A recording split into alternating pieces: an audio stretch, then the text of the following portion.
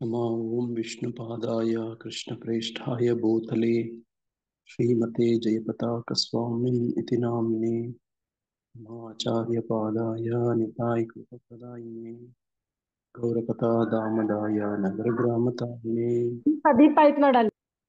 नमो ओं विष्णुपादाय कृष्णप्रेष्ठाय भूतले श्रीमते भक्तिवेदान्त स्वामिन् इति नाम्ने नमस्ते सारस्वती देवे गौरवाणी प्रचारिणे निर्विशेषा शून्यवादी पाश्चात्य देशतारिणे राम प्रभु नित्यानंद श्री अद्वैत ರಾಮ ರಾಮ ರಾಮ ಹರೇ ಹರೇ. हरे कृष्णा कृष्णा कृष्णा हरे हरे हरे राम राम राम हरे हरे। ओम अज्ञानतिमिरान्धस्य ज्ञानाञ्जनशलाकया तन्मूलितं येन तस्मै श्रीगुरवे नमः। मूकं करोति वाचालिं पङ्गं लङ्घयते गिरिं यत्कृपातमहं वन्दे श्रीगुरुं दीनतारिणं परमानन्दमाधवं श्रीचैतन्यम् ಈಶ್ವರಂ ಹರಿ ಓಂ ತತ್ಸತ್। ಹರೇ ಕೃಷ್ಣ. ಎಲ್ಲರಿಗೂ ಈ ದಿನದ ಗೀತಾರ್ಥ ಸ್ವಾರಸ್ಯ ಕಾರ್ಯಕ್ರಮಕ್ಕೆ ಮತ್ತೊಮ್ಮೆ ಸುಸ್ವಾಗತ. ಈ ದಿನ ನಾವು ಭಗವದ್ಗೀತೆಯ ಸ್ವರೂಪದ 18ನೇ ಅಧ್ಯಾಯದ 36ನೇ ಶ್ಲೋಕವನ್ನು ಅಧ್ಯಯನ ಮಾಡ್ತಿದ್ದೀರಿ. ಈ ಶ್ಲೋಕದ ಅನುವಾದ ಹೀಗಿದೆ: ಭರತ ಶ್ರೇಷ್ಠನೇ, ಬದ್ಧ ಆತ್ಮನು 3 ಬಗೆಯ ಸುಖಗಳಿಂದ ರಮಿಸುತ್ತಾನೆ. ಕೆಲವೊಮ್ಮೆ ಇವುಗಳಿಂದ ಅವನ ಎಲ್ಲ ದುಃಖವೂ ಅಂತ್ಯಗೊಳ್ಳುತ್ತದೆ. ಇದನ್ನು ಕುರಿತು ಹೇಳುತ್ತೇನೆ, ಕೇಳು. ಹರಿ ಕೃಷ್ಣ. ಹಿಂಗೆ ಭಗವಂತ ಹೇಳೋದಕ್ಕೆ ಮುಂದುವರಿಸಿದಾನೆ. ಈಗ ಬದ್ಧ ಆತ್ಮನ ಬಗ್ಗೆ ಹೇಳ್ತಿರೋದು ನೋಡಿ. ಬದ್ಧ ಆತ್ಮ ಸುಖವನ್ನ ಪಡ್ತಾನೆ. 3 ಬಗೆಯ ಸುಖ ಯಾವ್ಯಾವುದು? ಹಿಂದಿನ ಶ್ಲೋಕಗಳಲ್ಲಿ ಹೇಳ್ಕೊಂಡು ಬಂದದ್ದು 3 ತರದ್ದು ಯಾವ್ಯಾವುದು? ಹಿಂದಿನ ಶ್ಲೋಕಗಳಲ್ಲಿ ಹೇಳಿದರೆ 3 ಶ್ಲೋಕ. ಹಿಂದಿನ ಶ್ಲೋಕ ಯಾವ ಸುಖ?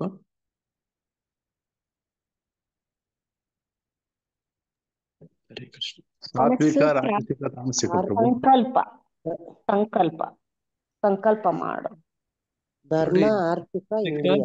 ರಾಜಸಿಕ, ತಾಮಸಿಕ ಸುಖ ನೋಡಿ. 3 ತರದ ಸುಖಗಳು ನೋಡಿ. ಅದನ್ನೇ ಈಗ ಮುಂದಿನ ಭಾಗಗಳಲ್ಲಿ, ಮುಂದಿನ ಶ್ಲೋಕಗಳು ಅದನ್ನೇ ಹೇಳ್ಕೊಂಡು ಹೋಗ್ತಾರೆ. ಈಗ ನೋಡಿ, ಅದನ್ನೇ ಯಾವ ತರ 3 ತರ ಸುಖಗಳು ಬಗ್ಗೆ ಹೇಳ್ತಾರೆ. ಈಗ 37, 38 ನೋಡಿ, 39ರಲ್ಲಿ ಹೇಳ್ತಾರೆ. ಯಾವುದು ಪ್ರಾರಂಭದಲ್ಲಿ ವಿಷದಂತಿದ್ದು ಕಡೆಗೆ ಅಮೃತದಂತೆ ಆಗುತ್ತದೋ, ಯಾವುದು ಆತ್ಮ ಸಾಕ್ಷಾತ್ಕಾರದ ಹಂತಕ್ಕೆ ಜಾಗೃತಿಗೊಳಿಸುವುದೋ ಅದನ್ನು ಸಾತ್ವಿಕ ಸುಖ ಎಂದು ಕರೆಯುತ್ತಾರೆ. 3 ತರದ ಸುಖಗಳು. ಒಂದು ಸಾತ್ವಿಕ ಸುಖ. ಅದು ಹೇಗಿರುತ್ತೆ? ಪ್ರಾರಂಭದಲ್ಲಿ ವಿಷ ತರ ಇರುತ್ತೆ, ಕಡೆಗೆ ಏನಾಗುತ್ತೆ? ಅಮೃತ ತರ ಆಗುತ್ತೆ. ಕೈ ಕೆಸರಾದರೆ ಬಾಯಿ ಮೊಸರು ನೋಡಿ. ಈ ತರದ್ದೆಲ್ಲನೂ ನಾವು ನೋಡಿದ್ದೀರಿ ನೋಡಿ. ಹಂಗೆ ಯಾವುದು ಆತ್ಮ ಸಾಕ್ಷಾತ್ಕಾರದ ಹಂತಕ್ಕೆ ಜಾಗೃತಗೊಳಿಸುವುದು ಅದನ್ನು ಸಾತ್ವಿಕ ಸುಖ ಅಂತ ಹೇಳುದು. ಆಮೇಲೆ ಮುಂದಿನ ಶ್ಲೋಕ 38ನೇ ಶ್ಲೋಕದಲ್ಲಿ ಹೇಳ್ತಾರೆ, ಒಂದು ಬಗೆಯ ಸುಖವು ಇಂದ್ರಿಯಗಳು ತಮ್ಮ ವಸ್ತುವಿನ ಸಂಪರ್ಕ ಪಡೆಯುವುದರಿಂದ ಉಂಟಾಗುತ್ತದೆ. ಇದು ಪ್ರಾರಂಭದಲ್ಲಿ ಅಮೃತದಂತಿದ್ದು ಕಡೆಗೆ ವಿಷದಂತೆ. ಇದು ರಾಜಸ ಗುಣದ ಸುಖ ಎಂದು ಹೇಳಲಾಗುತ್ತದೆ ನೋಡಿ. ವಿಶೇಷವಾಗಿ ಇಂದ್ರಿಯ ಮತ್ತು ಇಂದ್ರಿಯ ವಸ್ತುಗಳ ಸಂಪರ್ಕ ಆಗುತ್ತೆ. ಒಂದು ಬಗೆ ಇಂದ್ರಿಯಗಳು ತಮ್ಮ ವಸ್ತುವಿನೊಡನೆ ಸಂಪರ್ಕ ಪಡೆಯುವುದು. ಕಣ್ಣು ದೃಷ್ಟಿ, ಕಿವಿ ಶಬ್ದ, ನಾಲಿಗೆ ರುಚಿ, ಮೂಗು ನೋಡಿ ಸುವಾಸನೆ, ಚರ್ಮ ಸ್ಪರ್ಶ ನೋಡಿ. ಈ ತರದ್ದು ಇಂದ್ರಿಯ ಮತ್ತೆ ಇಂದ್ರಿಯ ವಸ್ತುಗಳು ಅದ್ರ ಜೊತೆ ಸಂಪರ್ಕ ಪಡೆಯೋದು. ಸಂಪರ್ಕ ಪಡೆದು ಇಂದ್ರಿಯ ಸುಖ ಪ್ರಾರಂಭದಲ್ಲಿ ಅಮೃತದಂತಿರುತ್ತೆ, ತುಂಬಾ ಚೆನ್ನಾಗಿರುತ್ತೆ ಪ್ರಾರಂಭ. ಆಮೇಲೆ ಹೋಗ್ತಾ ಹೋಗ್ತಾ ಅದು ವಿಷ ಆಗ್ಬಿಡುತ್ತೆ ನೋಡಿ. ಹಂಗೆ ಎಷ್ಟೊಂದು ಉದಾಹರಣೆಗಳನ್ನ ನಾವ್ ಹಿಂದೆ ಚರ್ಚೆ ಮಾಡಿದ್ವಿ ಅಲ್ವಾ? ನೋಡಿ, ಒಂದು ಆನೆಯನ್ನ ಹಿಡಿಬೇಕು ಅಂತಂದ್ರೆ, ಒಂದು ಕೆಡ್ಡಕ್ಕೆ ತಳ್ಬೇಕು ಅಂದ್ರೆ ಒಂದು ಹೆಣ್ಣ ಆನೆಯನ್ನ ನೋಡಿ ತಯಾರಿ ಮಾಡ್ತಾರೆ ನೋಡಿ. ಒಂದು ಕೆಡ್ಡ ಹಳ್ಳ ತೋಡ್ತಾರೆ. ಅದು ಚರ್ಮ ಸ್ಪರ್ಶ ಸುಖಕ್ಕೋಸ್ಕರ ಆ ತುಳಿದು ಬರುತ್ತೆ. ಹಂಗೇ ಕೆಡ್ಡ ಒಳಗಡೆ ತಳ್ಬಿಡು ನೋಡಿ. ಅದೇ ತರನೇ ಮೀನು ಗಾಳ ಹಾಕ್ತಾರೆ, ನಾಲಿಗೆ ಸುಖ ಚಪಲಕ್ಕೋಸ್ಕರ ಬರುತ್ತೆ ನೋಡಿ, ಸಿಕ್ಕಾಕೊಂಡ್ಬಿಡುತ್ತೆ ನೋಡಿ, ಅದಕ್ಕೆ ವಿಷ ಆಗ್ಬಿಡುತ್ತೆ ಅದು ನೋಡಿ, ಅದಕ್ಕೆ ಮೃತ್ಯುಗೆ ಕಾರಣ ಆಗ್ಬಿಡುತ್ತೆ ನೋಡಿ. ಈ ತರದ ಹಂಗೆ ಒಂದೊಂದು ಇಂದ್ರಿಯಗಳಿಗೂ ಕೂಡ ಒಂದೊಂದು ಉದಾಹರಣೆಗಳು ತಗೋಬಹುದು ನೋಡಿ. ಇದು ರಾಜಸ ಸುಖ. ಮುಂದೆ ತಾಮಸ ಸುಖದ ಬಗ್ಗೆ ಹೇಳ್ತಾರೆ. ಆತ್ಮ ಸಾಕ್ಷಾತ್ಕಾರಕ್ಕೆ ಕುರುಡಾದ, ಮೊದಲಿನಿಂದ ಕಡೆಯವರೆಗೆ ಭ್ರಾಂತಿಯೇ ಆದ, ನಿದ್ರೆ, ಸೋಮಾರಿತನ ಮತ್ತು ಮಾಯೆಯಿಂದ ಉದ್ಭವವಾಗುವ ಸುಖವನ್ನು ತಾಮಸಿಕ ಎಂದು ಹೇಳುತ್ತಾರೆ ನೋಡಿ. ಇಲ್ಲಿ ನಾವು ಕಾಣ್ತೇವೆ, ಪ್ರಾರಂಭದಲ್ಲೂ ಕೂಡ ಸುಖ ಇಲ್ಲ, ಕೊನೆಯಲ್ಲೂ ಕೂಡ ಸುಖ ಇಲ್ಲ. ಈ ತರದ್ ಒಂದು ಸುಖ. ಅದೇನದು? ಆತ್ಮ ಸಾಕ್ಷಾತ್ಕಾರಕ್ಕೆ ಕುರುಡಾದ. ಸಾತ್ವಿಕ ಸುಖದ ಬಗ್ಗೆ ಏನ್ ಹೇಳಿದ್ರು? ಸಾತ್ವಿಕ ಸುಖ ಆತ್ಮ ಸಾಕ್ಷಾತ್ಕಾರಕ್ಕೆ ಕೊಂಡೊಯ್ಯುತ್ತಾ ಉಳ್ಕೊಂಡೊಯ್ಯುತ್ತೆ. ಪ್ರಾರಂಭದಲ್ಲಿ ವಿಷವಾಗಿರುತ್ತೆ, ಪ್ರಾರಂಭದಲ್ಲಿ ಇರಲ್ಲ, ಆಮೇಲೆ ಅಮೃತ ಆಗುತ್ತೆ ಅಂತ. ಇದು ಪ್ರಾರಂಭ ಅಂತ್ಯ ವಿಷಯ ಆಯ್ತು. ಇದು ಸ್ಪಷ್ಟ ಆಗೋಯ್ತು ಈಗ. ಸತ್ವಗುಣದಲ್ಲಿ ಪ್ರಾರಂಭದಲ್ಲಿ ವಿಷದಂತಿರುತ್ತೆ, ಕೊನೆಯಲ್ಲಿ ಅಮೃತ ಆಗುತ್ತೆ ನೋಡಿ. ನೀವು ಯಾವತ್ತಾದ್ರೂ ಬೆಟ್ಟದ ನೆಲ್ಲಿಕಾಯಿ ತಿಂದಿದ್ರೆ ನಿಮ್ಗೆ ಈ ತರ ಅನುಭವ ಆಗುತ್ತೆ. ಬೆಟ್ಟದ ನೆಲ್ಲಿಕಾಯಿ ತಿಂದಾಗ ಹೇಗಿರುತ್ತೆ? ಮೊದಲು ಹುಳಿ ಆಗುತ್ತೆ ಪ್ರಭುಜಿ, ಆಮೇಲೆ ಸಿಹಿ ಆಗುತ್ತೆ. ಒಂಥರ ಇರುತ್ತೆ. ಕಹಿ ಇರುತ್ತೆ ಪ್ರಭುಜಿ, ಸ್ವಲ್ಪ ಕಹಿ ಇರುತ್ತೆ, ಮತ್ತೆ ಮತ್ತೆ ಒಗರು sweet ಒಗರು ಆಗುತ್ತೆ. ಒಗರಾಗಿರುತ್ತೆ, ಹಾ ನೋಡಿ, ಕರೆಕ್ಟ್ ಆಗಿ ಆಮೇಲೆ ಹೇಳಿ ಸಿಹಿ ಆಗುತ್ತೆ. ನೋಡಿ. ನೀವು ಬೆಟ್ಟದ ನೆಲ್ಲಿಕಾಯಿ ಯಾವತ್ತಾದ್ರೂ ತಿಂದ್ರೆ ಮೊದ್ಲು ಕಹಿ ಅನ್ಸುತ್ತೆ, ಆಮೇಲೆ ಒಗುರು ಅನ್ಸುತ್ತೆ, ಆಮೇಲೆ ಬಿಡದೆ ಅಗೀತಾ ಅಗೀತಾ ಅಗೀತಾ ಜಗಿತಾ ಜಗಿತಾ ಜಗಿತಾ ಹೋದ್ರೆ ಅದು ಸ್ವೀಟ್ ಅನ್ಸುತ್ತೆ. ಈ ತರದ ಅನುಭವ ಆಗದೆ ಇದ್ರೆ ಯಾವತ್ತಾದ್ರೂ ನೆಲ್ಲಿಕಾಯಿ ಬಹಳ ಒಳ್ಳೇದು ಆರೋಗ್ಯಕ್ಕೆ. ಬೆಟ್ಟದ ನೆಲ್ಲಿಕಾಯಿ ತುಂಬಾ ಒಳ್ಳೇದು. ತ್ರಿದೋಷಗಳು ಅಂತ ಹೇಳ್ತಾರೆ.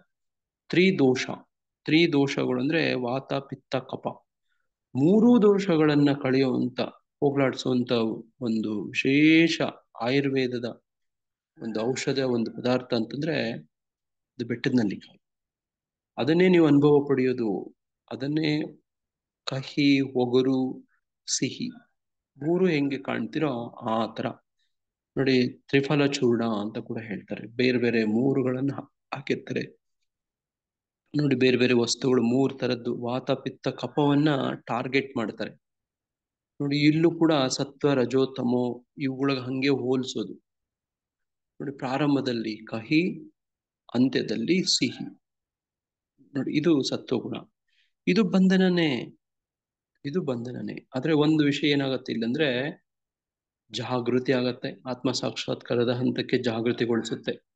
ಅದೇ ತಮೋ ಗುಣವನ್ನು ಹೋಲಿಸ್ಕೊಂಡ್ರೆ ಆತ್ಮ ಸಾಕ್ಷಾತ್ಕಾರಕ್ಕೆ ಕುರುಡಾಗುತ್ತದೆ ಅಂತ ನೋಡಿ. ಇವೆಲ್ಲ ಒಂದೇ ಅಲ್ಲ ನೋಡಿ. ಮೂರು ಕೂಡ ಬದ್ಧ ಜೀವ ನೋಡಿ. ಇಲ್ಲಿ 36ನೇ ಶ್ಲೋಕದಲ್ಲಿ ಹೇಳ್ತಿರೋಂಗೆ, ಬದ್ಧ ಆತ್ಮನು ಮೂರು ಬಗೆಯ ಸುಖಗಳಿಂದ ರಮಿಸುತ್ತಾನೆ. ಬದ್ಧ ಆತ್ಮ, ಮುಕ್ತ ಆತ್ಮ ಅಲ್ಲ, ಬದ್ಧ ಆತ್ಮ ಸುಖ ಪಡ್ತಾನೆ ನೋಡಿ.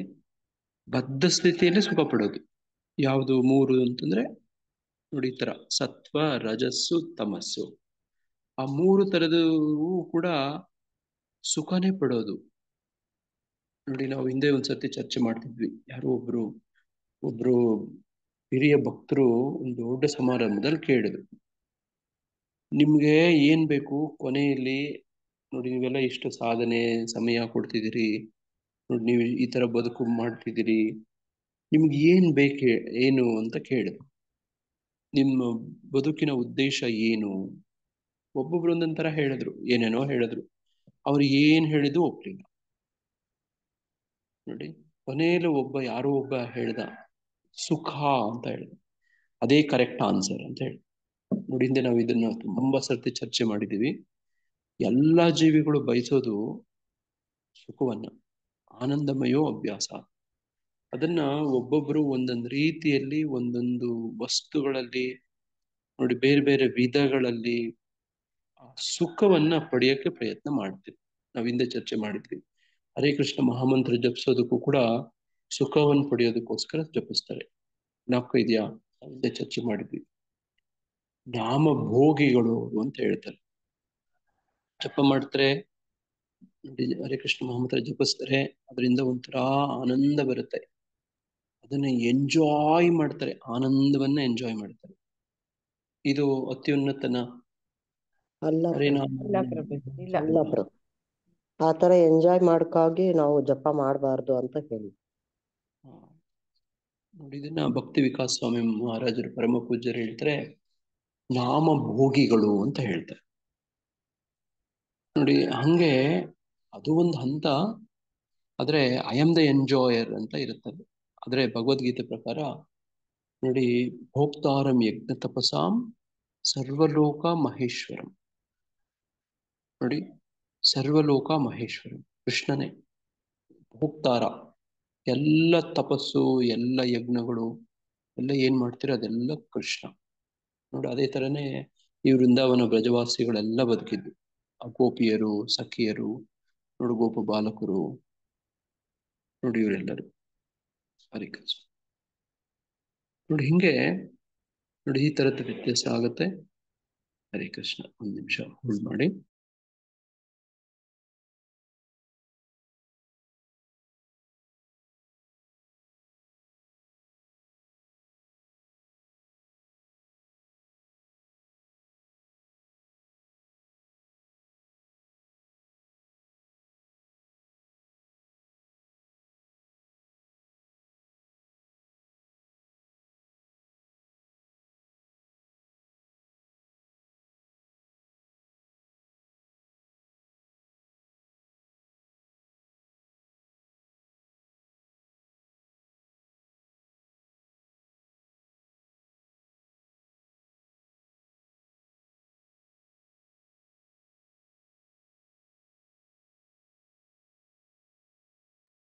ಹರೇ ಕೃಷ್ಣ. ಹಂಗೆ ನೋಡಿ, ಹಂಗೆ ಈ ಶ್ಲೋಕದಲ್ಲಿ ಸುಖದ ಬಗ್ಗೆ ಕಾಣ್ತಿರೋದು. ಬದ್ಧ ಜೀವಿಗಳೆಲ್ಲರೂ ಯಾವ್ದಾದ್ರೂ ಒಂದು ರೀತಿಯಲ್ಲಿ ಸುಖವನ್ನ ಪಡೆಯಕ್ಕೆ ಪ್ರಯತ್ನ ಮಾಡ್ತಾರೆ. ನೋಡಿ, ಅದೊಂದು ಇರುವೆನೂ ಆಗ್ಬೋದು, ಒಂದು ಆನೆ ಆಗ್ಬೋದು, ಒಂದು ಚಿರತೆ ಆಗ್ಬೋದು, ಯಾವುದೇ ಒಂದು ಜೀವ ಆಗ್ಬೋದು. ಅದಕ್ಕೆ ಏನ್ ಬೇಕು? ಕೊನೆಯಲ್ಲಿ ಬೇಕಾಗಿರೋದು ಏನಂದ್ರೆ ಸುಖನೇ ಬೇಕಾಗಿರೋದು. ನೋಡಿ, ಆನಂದಮಯೋ ಅಭ್ಯಾಸಾತ್ ಅಂತ ವೇದಾಂತ ಸೂತ್ರದಲ್ಲಿ ಒಂದು ಒಂದು ವಿಶೇಷವಾದಂತ ಮಾತು. ಆನಂದಮಯೋ ಅಭ್ಯಾಸಾತ್. ಈ ಜೀವ ನೋಡಿ ಸಚ್ಚಿದ ಆನಂದ. ಅದಕ್ಕೋಸ್ಕರ ಆತ ನೋಡಿ ಬದುಕೋದು. ಜೀವ ಯಾಕೆ ಬದುಕ್ತಾನೆ ಅಂತಂದ್ರೆ ಸುಖಕ್ಕೋಸ್ಕರ ಬದುಕ್ತಾನೆ. ನೋಡಿ, ಸುಖ ಬೇಕು, ಸುಖ ಬೇಕು, ಸುಖ ಬೇಕು ಅಂತ ಬದುಕ್ತಾನೆ. ಆ ಸುಖವನ್ನ ಪಡ್ಕೊಳ್ಳೋದಕ್ಕೆ ಬೇರೆ ಬೇರೆ ಬೇರೆ ಬೇರೆ ರೀತಿಗಳಲ್ಲಿ ನೋಡಿ ಬೇರೆ ಬೇರೆ ಜೀವಿಗಳು ಪ್ರಯತ್ನ ಮಾಡ್ತವೆ. ನೋಡಿ, ಒಂದೊಂದಕ್ಕೂ ಒಂದೊಂದು ರೀತಿಯಲ್ಲಿ ಸುಖ ಇಟ್ಟಿರ್ತಾನೆ ಭಗವಂತ. ನೋಡಿ, ನೀವೇ ನೋಡಿ, ಒಂದೊಂದು ಪ್ರಾಣಿಗಳಿಗೆ ಒಂದೊಂದು ತರ ನೋಡಿ ಅವುಗಳಲ್ಲಿ ಪ್ರಧಾನ ಇರುತ್ತೆ. ನೋಡಿರ್ತೀರಿ ನೀವು. ನೋಡಿ, ಕೆಲವು ತಿನ್ನಕ್ಕೆ ಪ್ರಧಾನ ಆಗಿದ್ರೆ, ಕೆಲವೆಲ್ಲ ಹಾರಕ್ಕೆ, ಕೆಲವೆಲ್ಲ ಈಜಕ್ಕೆ, ಕೆಲವೆಲ್ಲ ಓಡಕ್ಕೆ. ನೋಡಿ, ಈ ತರದ್ದು ಬೇರೆ ಬೇರೆ ರೀತಿಯಲ್ಲಿ ಕೊಟ್ಟಿರ್ತಾನೆ. ಒಟ್ಟು ಈ ಎಲ್ಲಾ ಜೀವಿಗಳು, ಪ್ರಾಣಿಗಳು ಭೌತಿಕ ಬದ್ಧ ಸ್ಥಿತಿಯಲ್ಲಿ ನಾವು ಮಹಾಭಾರತದ ಶ್ಲೋಕ ಹಿಂದೆ ಓದಿದ್ವಿ. ಏನದು ಶ್ಲೋಕ? ಆಹಾರ ನಿದ್ರಾ ಭಯಮೈಥುನಂ ಚ ಸಾಮಾನ್ಯಂ ಏತತ್ ಪಶುಭಿರ್ ನರಾಣಾಂ ಧರ್ಮೋ ಹಿತೇಶೋ ಅಧಿಕೋ ವಿಶೇಷೋ ಧರ್ಮೇಣ ಹೀನ ಪಶುಭಿರ್ ಸಮಾನ. ನೋಡಿ, ಎಲ್ಲರೂ ಮನುಷ್ಯರು ಸೇರಿಸ್ಕೊಂಡು ಪ್ರಾಣಿಗಳೆಲ್ಲನೂ ನೋಡಿ ಆಹಾರದಲ್ಲಿ, ನಿದ್ರೆಯಲ್ಲಿ, ಮೈಥುನದಲ್ಲಿ ನೋಡಿ, ಮತ್ತೆ ಅವುಗಳ ರಕ್ಷಣೆ ಕಾರ್ಯದಲ್ಲಿ ನೋಡಿ ಅವುಗಳಲ್ಲಿ ಅವುಗಳಿಗೆ ಇಡೀ ಬದುಕು ಆ ಉದ್ದೇಶ ಆಗಿರುತ್ತೆ. ಆಹಾರ ನಿದ್ರಾ ಭಯಮೈಥುನಂಚ, ಇದು ಅವರಿಗೆ ಪ್ರಧಾನ ಆಗಿರುತ್ತೆ. ನೋಡಿ, ನೋಡಿರ್ತೀರಿ ನೀವು, ಕೆಲವು ಕಾಡು ಪ್ರಾಣಿಗಳೆಲ್ಲ ಕೊಂಬುಗಳು ಬೆಳೆಸ್ಕೊಂಡಿರ್ತವೆ. ನೋಡಿ, ಕೃಷ್ಣ ಮೃಗ, ಜಿಂಕೆ, ನೋಡಿ ಸಾರಂಗ, ನೋಡಿ ಕಾಡೆಮ್ಮೆ, ನೋಡಿ ಈ ತರದೆಲ್ಲ ಕೊಂಬುಗಳು ಬೆಳೆಸ್ಕೊಂಡಿರ್ತವೆ. ನೋಡಿ, ನನಗೆ ಒಳ್ಳೆ ಚೂಪಾದ ಕೊಂಬಿದೆ ನೋಡಿ, ಅದರಿಂದ ಅವರಿಗೆ ಹೆಮ್ಮೆ, ಸುಖ. ಯಾರಾದ್ರೂ ಬಂದ್ರೆ ಚುಚ್ಬಿಡ್ತೀನಿ ಅಂತದು. ನೋಡಿ, ಹಾವು, ನೋಡಿ ಹಾವುಗಳಲ್ಲಿ ವಿಷ ಡಿಫೆನ್ಸ್ಗೋಸ್ಕರ, ರಕ್ಷಣೆಗೋಸ್ಕರ ವಿಷ ಇಟ್ಕೊಂಡಿರ್ತವೆ. ಅವುಗಳ ಅಹಂಕಾರ. ನೀವು ಕಾಳಿಂಗ ಮರ್ದನ ಕಥೆಯಲ್ಲಿ ನೋಡಿರ್ತೀರಿ, ಕಾಳಿಂಗನಿಗೆ ಎಷ್ಟು ಕೊಬ್ಬು ಅಂತ, ದುರಹಂಕಾರ. ನೋಡಿ, ಅಹಂಕಾರ ಆತನಿಗೆ. ಯಾಕೆ ಅಂದ್ರೆ ವಿಷ, ನನ್ನ ಹತ್ರ ವಿಷ ಇದೆ, ಬಂದ್ರೆ ಕಚ್ಬಿಡ್ತೀನಿ. ನೋಡಿ ನೋಡಿ ಆ ತರದ್ದು ಒಂದು ಅಹಂಕಾರದ ಖುಷಿ, ಅದ ಮಜಾ. ನೋಡಿ ಆತನದೊಂದು ಸುಖ. ನೋಡಿ, ಇದೇ ತರನ ಒಬ್ಬೊಬ್ಬರನ್ನು ಕೂಡ ಕಾಣ್ಬೋದು ನಾವು. ಒಂದೊಂದು ಪ್ರಾಣಿ, ಒಂದೊಂದು ಜೀವ ನೋಡಿ ಈ ತರದವರೆಲ್ಲರೂ ನೋಡಿ. ದೇವೇಂದ್ರಂದು ಒಂಥರ ಸುಖ ಆದ್ರೆ ನೋಡಿ ಇಂದ್ರಗೋಪ ಅಂತ ಹೇಳ್ತಾರೆ, ಸಣ್ಣ ಜೀವಿ ಅಂತೆ ಇಂದ್ರಗೋಪ. ಇಂದ್ರನಿಂದ ಇಂದ್ರಗೋಪನವರೆಗೂ ನೋಡಿ ಈ ಸುಖವನ್ನೇ ಬಯಸ್ತಿರ್ತಾರೆ. ನೋಡಿ ಬ್ರಹ್ಮನಿಗೆ ಒಂಥರ ಸುಖ, ಇಂದ್ರನಿಗೆ ಒಂಥರ ಸುಖ, ನೋಡಿ ಚಂದ್ರನಿಗೆ ಒಂಥರ ಸುಖ, ನೋಡಿ ಈ ಬೇರೆ ಬೇರೆ ಪ್ರಾಣಿಗಳಿಗೆ ಒಂಥರ ಕೆಲವೆಲ್ಲ ಸುಖ. ನೋಡಿ ಇಂದ್ರಗೋಪ ಅಂದ್ರೆ ಸಣ್ಣ ಜೀವಿ ಅಂತ ಅದರರ್ಥ. ನೋಡಿ ಅದಕ್ಕೂ ಇನ್ನೊಂಥರ ಸುಖ. ನೋಡಿ ಈ ತರ ಸುಖ ಅದು ಹೆಂಗೆ ಅಂದ್ರೆ ಆಹಾರ ನಿದ್ರಾ ಭಯಮೈತು ನಮ್ಚ, ಇಂಥ ಸುಖ. ನೋಡಿ ಅದರಲ್ಲಿ ನೋಡಿ ನಾವು ಹಿಂಗೆ ಕಾಣ್ಬೇಕು. ಅದನ್ನ ಇಲ್ಲಿ ಹೇಳ್ತಿರೋದು, ಬದ್ಧ ಆತ್ಮನು 3 ಬಗೆಯ ಸುಖಗಳಿಂದ ರಮಿಸುತ್ತಾನೆ. ನೋಡಿ ಒಟ್ಟು ಬದ್ಧ ಆತ್ಮನೇ. ನೋಡಿ ಬದ್ಧ ಆತ್ಮ ನೋಡಿ ಈ ತರ ಸುಖಗಳನ್ನು ಬಯಸ್ತಾನೆ. ಕೆಲವೊಮ್ಮೆ ಇವುಗಳಿಂದ ಅವನ ಎಲ್ಲ ದುಃಖವೂ ಅಂತ್ಯಗೊಳ್ಳುತ್ತದೆ. ನೋಡಿ ಈ ತರದ್ ನಿಮ್ಗೆ ಅನುಭವ ಆಗಿರ್ಬಹುದು. ನೋಡಿ ನನ್ನ ಎಲ್ಲ ಕಷ್ಟಗಳು ನೋಡಿ ತೊಲಗೋಯ್ತಪ್ಪ ಅಂತ ಅನ್ಸುತ್ತೆ. ಯಾವಾಗ ಕೆಲವು ಸತಿ ನೋಡಿ ಯಾರು ಕೆಲ್ಸಕ್ಕೆ ಸೇರ್ಕೊಂಡಿರ್ತೀರಿ, ನೋಡಿ ಯಾವುದೋ ಒಂದು ಹರಕೆ ಹೊತ್ಕೊಂಡಿರ್ತೀರಿ, ನೀವು ಏನೋ ಒಂದು ಈಗ ಮನೆ ಕಟ್ಬಿಟ್ರೆ ನನಗೆ ಸುಖ ಬಂದ್ಬಿಡುತ್ತೆ, ನೋಡಿ ವಿದ್ಯಾಭ್ಯಾಸ ಮುಗಿಸ್ಬಿಟ್ರೆ ಸುಖ ಬಂದ್ಬಿಡುತ್ತೆ, ಕೆಲ್ಸಕ್ಕೆ ಸೇರ್ಕೊಂಡ್ರೆ ಸುಖ ಬಂದ್ಬಿಡುತ್ತೆ. ಈ ತರದ್ದು ನೋಡಿದ್ದೀರಾ, ಅನುಭವಿಸಿದ್ದೀರಾ ನೀವು? ಮನೆ ಹೌದು ಕಟ್ಕೊಂಡ್ಬಿಟ್ರೆ ಸುಖ ಬಂದ್ಬಿಡುತ್ತೆ, ನೋಡಿ ಹಂಗ ಮದುವೆ ಅನ್ಕೊಂಡಿದ್ವಿ ಅಷ್ಟೇ ಪ್ರಭು. ಅನ್ಕೊಂಡಿದೀವಿ. ಹಾ ಅಂದ್ರೆ ನೋಡಿ ಇಲ್ಲಿ ನೋಡಿ ಮಕ್ಕಳಿಗೂ ಹಂಗೇ ನಾವು ಪ್ರೋತ್ಸಾಹಿಸ್ತೀವಿ. ಏನಂತ ಹೇಳ್ತೀವಿ, ಇದೊಂದ್ ವರ್ಷ ಓದ್ಬಿಡು ಮಗನೇ, ಇದೊಂದ್ ವರ್ಷ ಮುಗೀತು, ಆಮೇಲೆ ಸುಖನೇ ಸುಖ. ಲೈಫ್ SLC ಸೆಟ್ಲ್ ಆಗ್ಬಿಡ್ತೀವಿ ಅಂತ.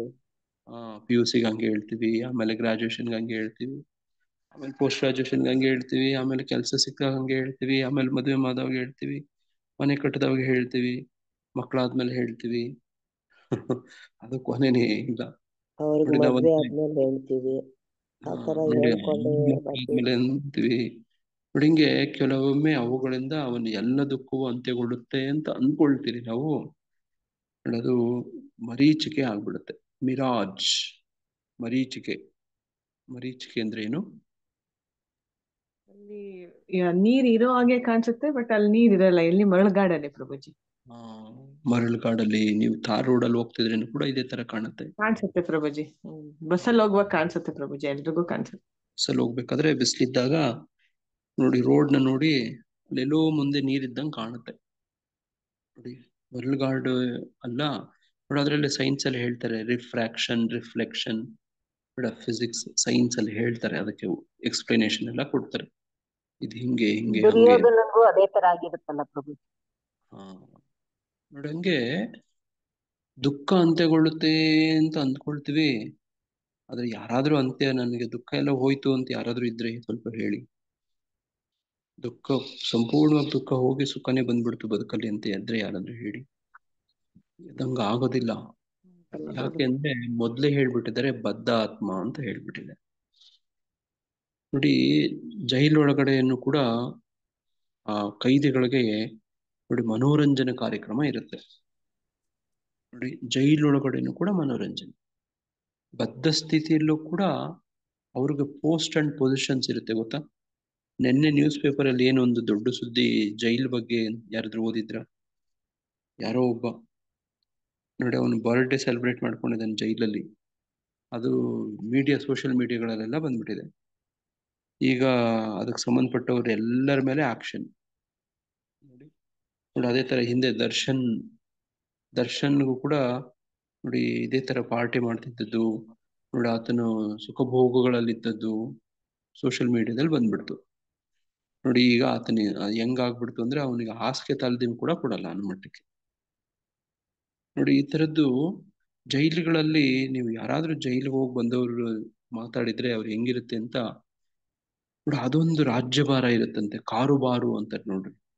ಜೈಲ್ ಒಳಗಡೆ ಇದ್ದು ಕಾರುಬಾರು ಮಾಡ್ತಾರೆ ನೋಡಿ. ಅಲ್ಲಿ ಹೋಗಿ ನೋಡಿ ಇಲ್ಲಿ ಹೊರಗಡೆ ಊರುಗಳಲ್ಲಿ ನೋಡಿ ಈ ನಗರಗಳಲ್ಲಿ ಹೆಂಗೆ ನನ್ನ ಅಧಿಕಾರ ನಾನು ಹೇಳ್ದಂಗೆ ಕೇಳಬೇಕು ಅಂತೇಳಿ ಹೆಂಗೆ ಅಧಿಕಾರ ಚಲಾಯಿಸಿ ಮಾಡ್ತಾರೋ ಅದೇ ತರ ಜೈಲು ಒಳಗಡೆ ಕೂಡ ಆಗತ್ತಂತೆ ನೋಡಿ. ಅಲ್ಲೂ ಕೂಡ ಕಾರುಬಾರು ಜೋರಿರುತ್ತೆ ನೋಡಿ.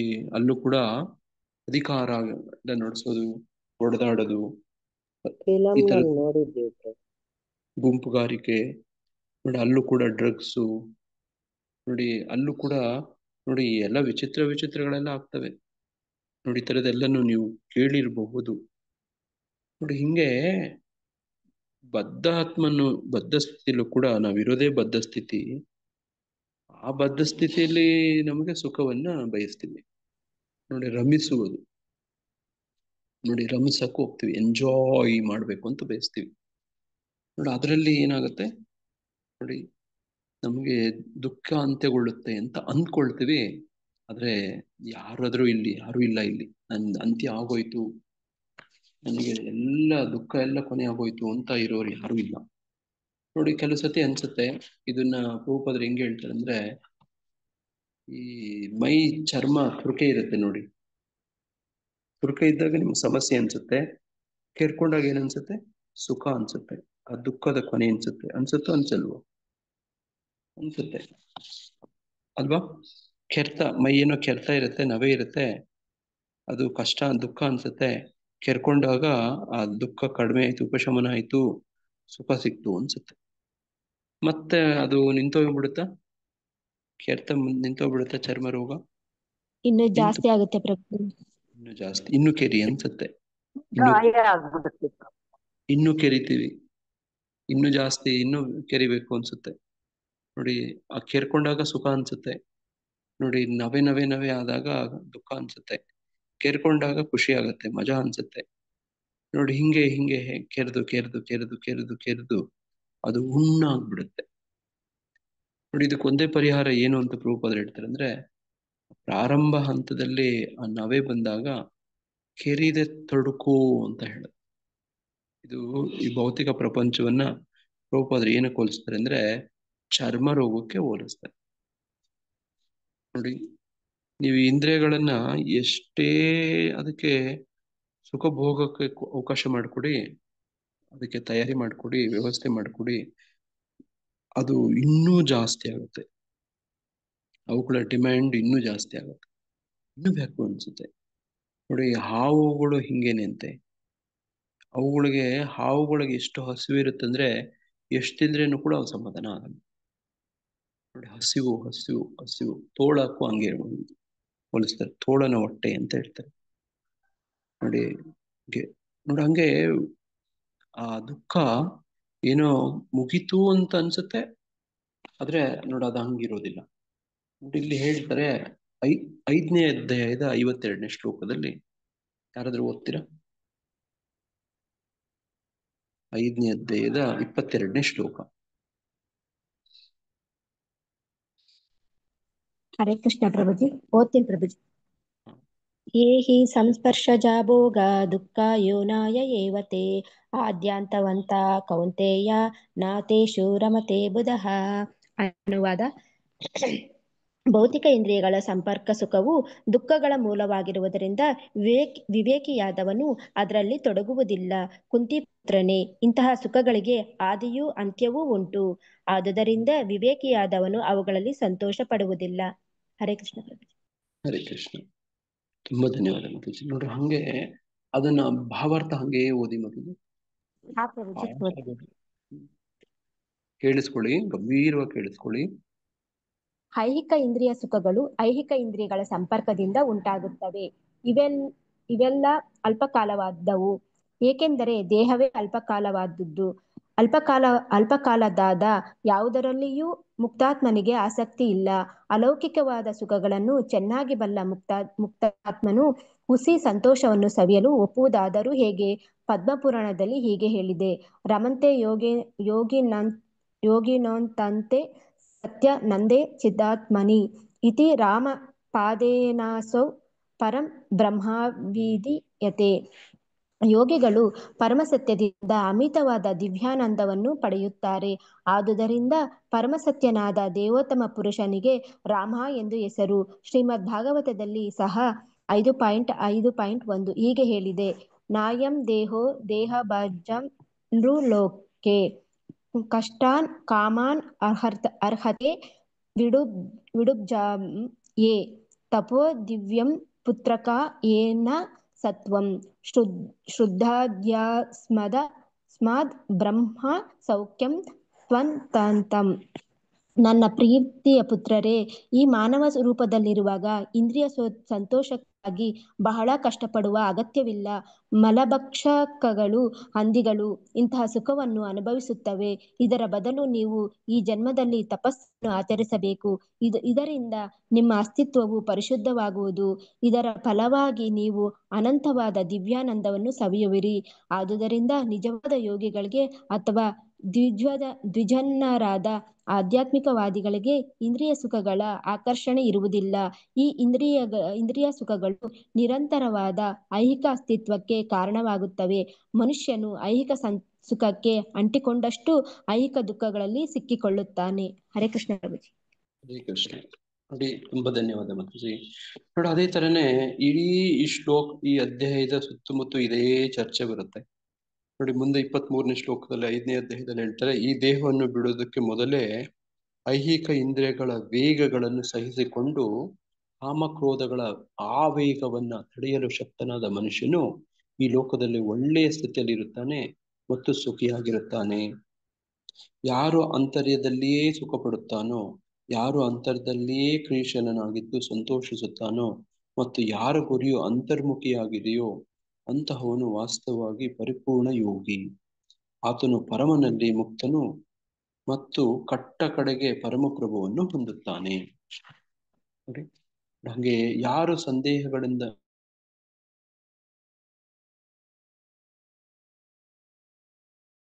ಈಗ ಇಡೀ 7ನೇ ಅಧ್ಯಾಯದಲ್ಲಿ ಇದೇ ವಿಷಯ ಹೇಳ್ತಾರೆ. 7ನೇ ಅಧ್ಯಾಯದ 23ನೇ ಶ್ಲೋಕವನ್ನು ಯಾರಾದ್ರೂ ಓದ್ತೀರಾ? ಬೇರೆ ಯಾರಾದ್ರೂ ಓದ್ತೀರಾ? ಶ್ವೇತ ಮಾತಾಜಿ ಬಿಟ್ಟು, ಯಮುನಾ ಮಾತಾಜಿ ಬಿಟ್ಟು ಬೇರೆ ಯಾರಾದ್ರೂ ಓದ್ತೀರಾ?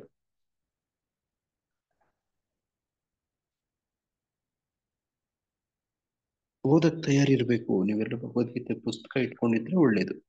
ಯಾರೆಲ್ಲ ಮನೆ ಕೆಲಸ ಮಾಡ್ತಿದ್ದೀರಿ, ಬಿಸಿ ಇರ್ತೀರಿ, ಅವ್ರು ಓಕೆ. ಬಾಕಿಯವರು ಪುಸ್ತಕ ಇಟ್ಕೊಂಡು ಓದಿದ್ರೆ ತುಂಬಾ ಒಳ್ಳೇದು. ಇಂಗ್ಲಿಷ್ ಅಲ್ಲಿ ಇದೆ, ಓದ್ಲಾ ಪ್ರಭು? ಇಂಗ್ಲಿಷ್ ಅಲ್ಲಿ ಬೇಡ. ಓದ್ಲ ಪ್ರಭು ನಾನೇ? ಬೇಡ ಮಾತಾಜಿ. ಇನ್ಯಾರಾದ್ರೂ ಇದ್ದೀರಾ? ಯಾವ ಶ್ಲೋಕ? 7ನೇ ಅಧ್ಯಾಯದ 23ನೇ ಶ್ಲೋಕ. ಆಯ್ತು ಪ್ರಭುಜಿ. ಹರೇ ಕೃಷ್ಣ ಪ್ರಭುಜಿ. ಓದ್ಲಾ ಪ್ರಭುಜಿ? ಓದಿ ಮಾತಾಜಿ. ಚಿತ್ರಮಂದಿರ. ಓಕೆ ಪ್ರಭುಜಿ, ಓದ್ತೇನೆ.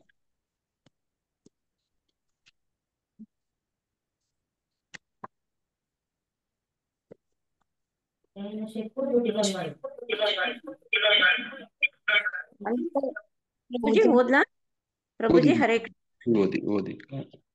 ಅಂತವಂತು ಫಲಂ ತೇಷಾಂ ತದ್ಭವತ್ತಲ್ಪಮೇಧಸಾಂ ದೇವಾನ್ ದೇವಯಜೋ ಯಾಂತಿ ಮದ್ಭಕ್ತಾ ಯಾಂತಿ ಮಾಮಪಿ. ಹರೇ ಕೃಷ್ಣ ಪ್ರಭುಜಿ. ಅನುವಾದ ಓದಿ ಮಾತಾಜಿ. ಅನುವಾದ: ಅಲ್ಪ ಬುದ್ಧಿಯವರು ದೇವತೆಗಳನ್ನು ಪೂಜಿಸುತ್ತಾರೆ. ಅವರು ಪಡೆಯುವ ಫಲವು ಮಿತವಾದದ್ದು ಮತ್ತು ಅಲ್ಪ ಕಾಲದ್ದು. ದೇವತೆಗಳನ್ನು ಪೂಜಿಸುವವರು ದೇವತೆಗಳ ಲೋಕಕ್ಕೆ ಹೋಗುತ್ತಾರೆ, ಆದರೆ ನನ್ನ ಭಕ್ತರು ಕಡೆಗೆ ನನ್ನ ಪರಮಲೋಕವನ್ನು ಮುಟ್ಟುವರು. ಹರೇ ಕೃಷ್ಣ ಪ್ರಭು. ಹರೇ ಕೃಷ್ಣ. ತುಂಬಾ ಧನ್ಯವಾದ ಮಾತಾಜಿ. ನೋಡಿ, ಇಲ್ಲಿ ಭಗವಂತನನ್ನ ಪೂಜಿಸೋದಕ್ಕೂ ಬೇರೆ ದೇವತೆಗಳು ಪೂಜಿಸೋದಕ್ಕೂ ಅವುಗಳಿಂದ ಬರುವಂತ ಲಾಭಗಳಿಗೂ, ನೋಡಿ, ಇವುಗಳಲ್ಲಿ ಬರುವಂತ ಸುಖಕ್ಕೂ ಕೊನೆಯಲ್ಲಿ ಅವ್ರಿಗೆ ಸಿಗುವಂತ ಒಂದು ನೋಡಿ ಅನುಕೂಲ, ನೋಡಿ, ಪರಮಲೋಕವನ್ನ ಸೇರೋದು, ಬದ್ಧ ಸ್ಥಿತಿಯಿಂದ ಮುಕ್ತ ಸ್ಥಿತಿ ಕಡೆ ಹೋಗೋದು. ದೇವತೆಗಳನ್ನು ಪೂಜೆ ಮಾಡೋರಿಗೆ ನೋಡಿ ಭೌತಿಕ ಪ್ರಪಂಚದಲ್ಲಿ ಸುಖ ಲಾಭಗಳೆಲ್ಲ ಸಿಗ್ತವೆ.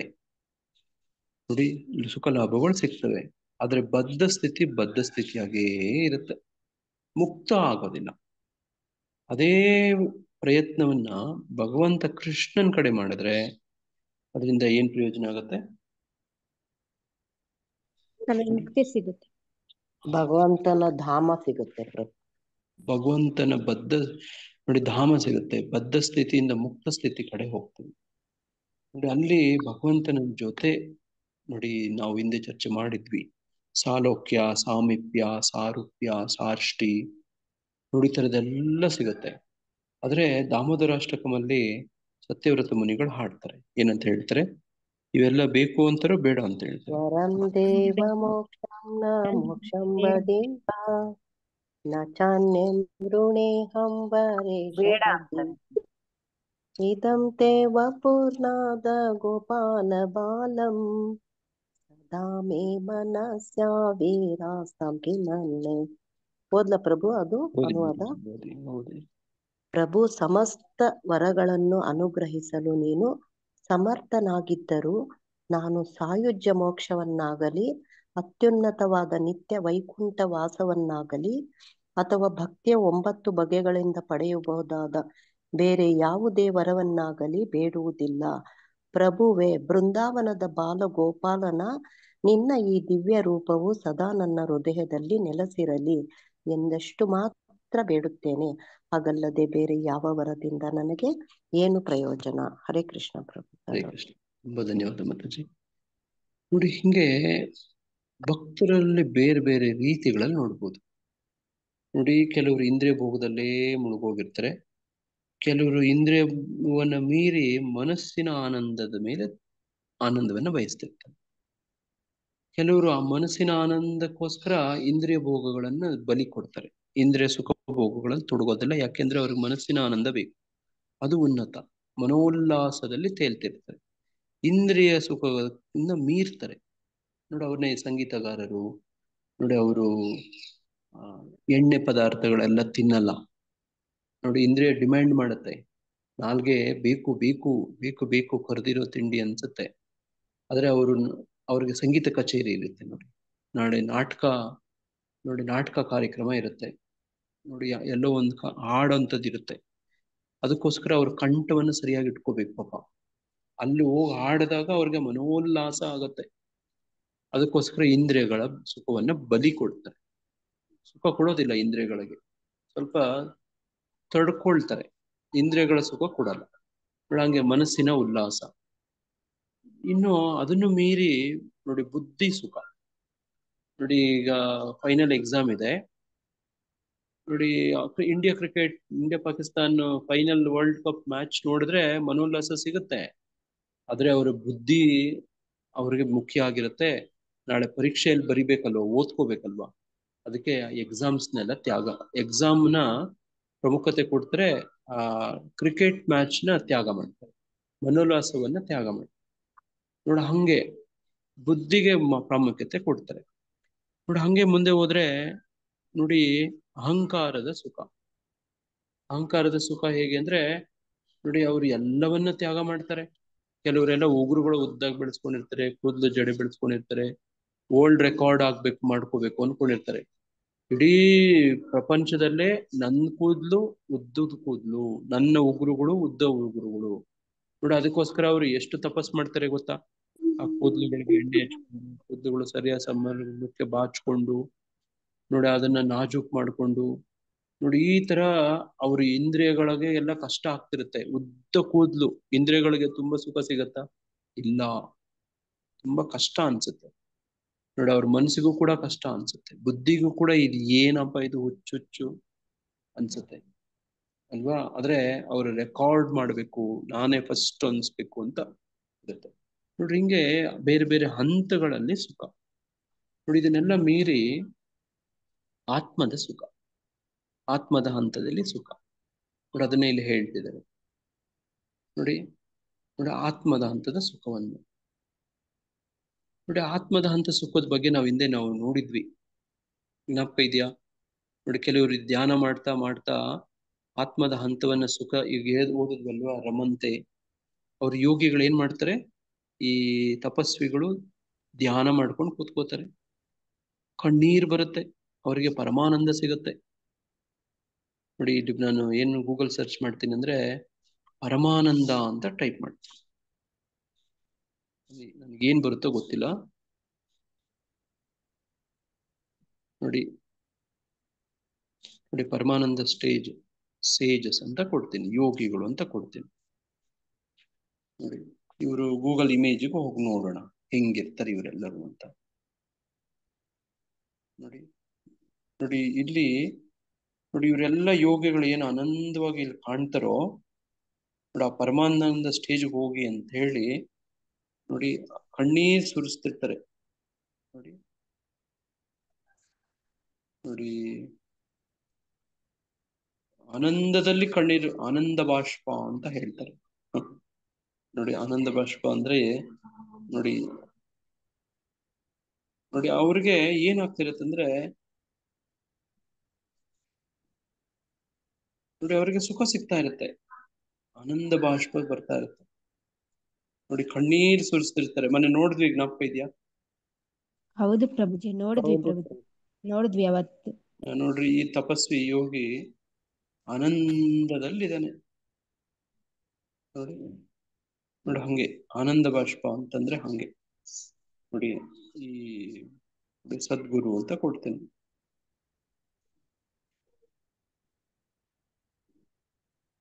ನೋಡಿ ಹಂಗೆ ಅವ್ರಿಗೆ ಖುಷಿ ಅನ್ಸುತ್ತೆ. ನೋಡಿ ಆ ಧ್ಯಾನ ಮಾಡ್ತಾ ಮಾಡ್ತಾ ಮಾಡ್ತಾ ನೋಡಿ ಕಣ್ಣೀರ್ ಬರುತ್ತೆ. ಕಣ್ಣೀರ್ ಬಂದು ಆನಂದ ಪಡ್ತಾರೆ. ಆನಂದ ಪಡ್ತಾರೆ ಪಡಲ್ವೋ? ಪಡ್ತಾರೆ. ನೋಡಿ ಹಂಗೇ ಧ್ಯಾನ ಮಾಡ್ತಾ ಮಾಡ್ತಾ ಮಾಡ್ತಾ ನೋಡಿ ಕಣ್ಣೀರ್ ಬರುತ್ತೆ, ಆನಂದ ಬಾಷ್ಪ ಅಂತಾರೆ ಅದಕ್ಕೆ. ನೋಡಿ ಆ ಸುಖನೂ ಕೂಡ ಬೇಡ ಅಂತ ಹೇಳೋದು. ನೋಡಿ ಆತ್ಮದ ಹಂತದ ಸುಖ. ನೋಡಿ ನೋಡಿ ಹಂಗೆ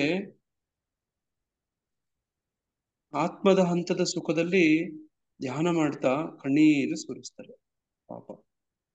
ನೋಡಿ ಹಂಗೆ ಏನೇ ಆಗ್ಲಿ, ನಾನು ಏನ್ ಹೇಳಕ್ ಪ್ರಯತ್ನ ಪಡ್ತಿದ್ದೀನಿ ಅಂದ್ರೆ, ಭಕ್ತರಾದವರು ಏನ್ ಮಾಡ್ತಾರೆ, ಆ ಹಂತವನ್ನು ಕೂಡ ಮೀರ್ತಾರೆ ಅಂತ ಹೇಳಿ. ಆತ್ಮದ ಸುಖನೂ ಕೂಡ ಬೇಕಾಗಿಲ್ಲ. ಮತ್ತೇನ್ ಮಾಡ್ತಾರೆ ಅವರು, ಪರಮಾತ್ಮನಿಗೆ ಹೆಂಗೆ ಸುಖ ಕೊಡೋಣ ಅಂತ ನೋಡ್ತಾರೆ. ನೋಡಿ ನನ್ನ ಎಲ್ಲ ಪ್ರಯತ್ನಗಳಿಂದ ನೋಡಿ ಕೃಷ್ಣನ ಹೆಂಗೆ ಎಂಜಾಯ್ ಮಾಡಕ್ಕೆ ಅನುಕೂಲ ಮಾಡೋಣ, ಅವಕಾಶ ಮಾಡೋಣ, ನಮ್ಮನ್ನು ಕೂಡ ಆತನ ಎಂಜಾಯ್ ಮಾಡ್ಲಿ ಅಂತ ಬಯಸ್ತಾರೆ. ನೋಡಿ ಕೃಷ್ಣ ಅವರನ್ನು ಎಂಜಾಯ್ ಮಾಡಿದಾಗ ಅವ್ರಿಗೆ ನೋಡಿ ಅವರು ಕೂಡ ಆನಂದ ಪಡ್ತಾರೆ, ಕೃಷ್ಣನ ಜೊತೆಯಲ್ಲಿ ಆನಂದ ಪಡ್ತಾರೆ. ಅದನ್ನೇ ನೋಡಿ ನಾವೀಗ 5ನೇ ಅಧ್ಯಾಯದ 22ನೇ ಶ್ಲೋಕದಲ್ಲಿ ಓದಿದ್ವಿ.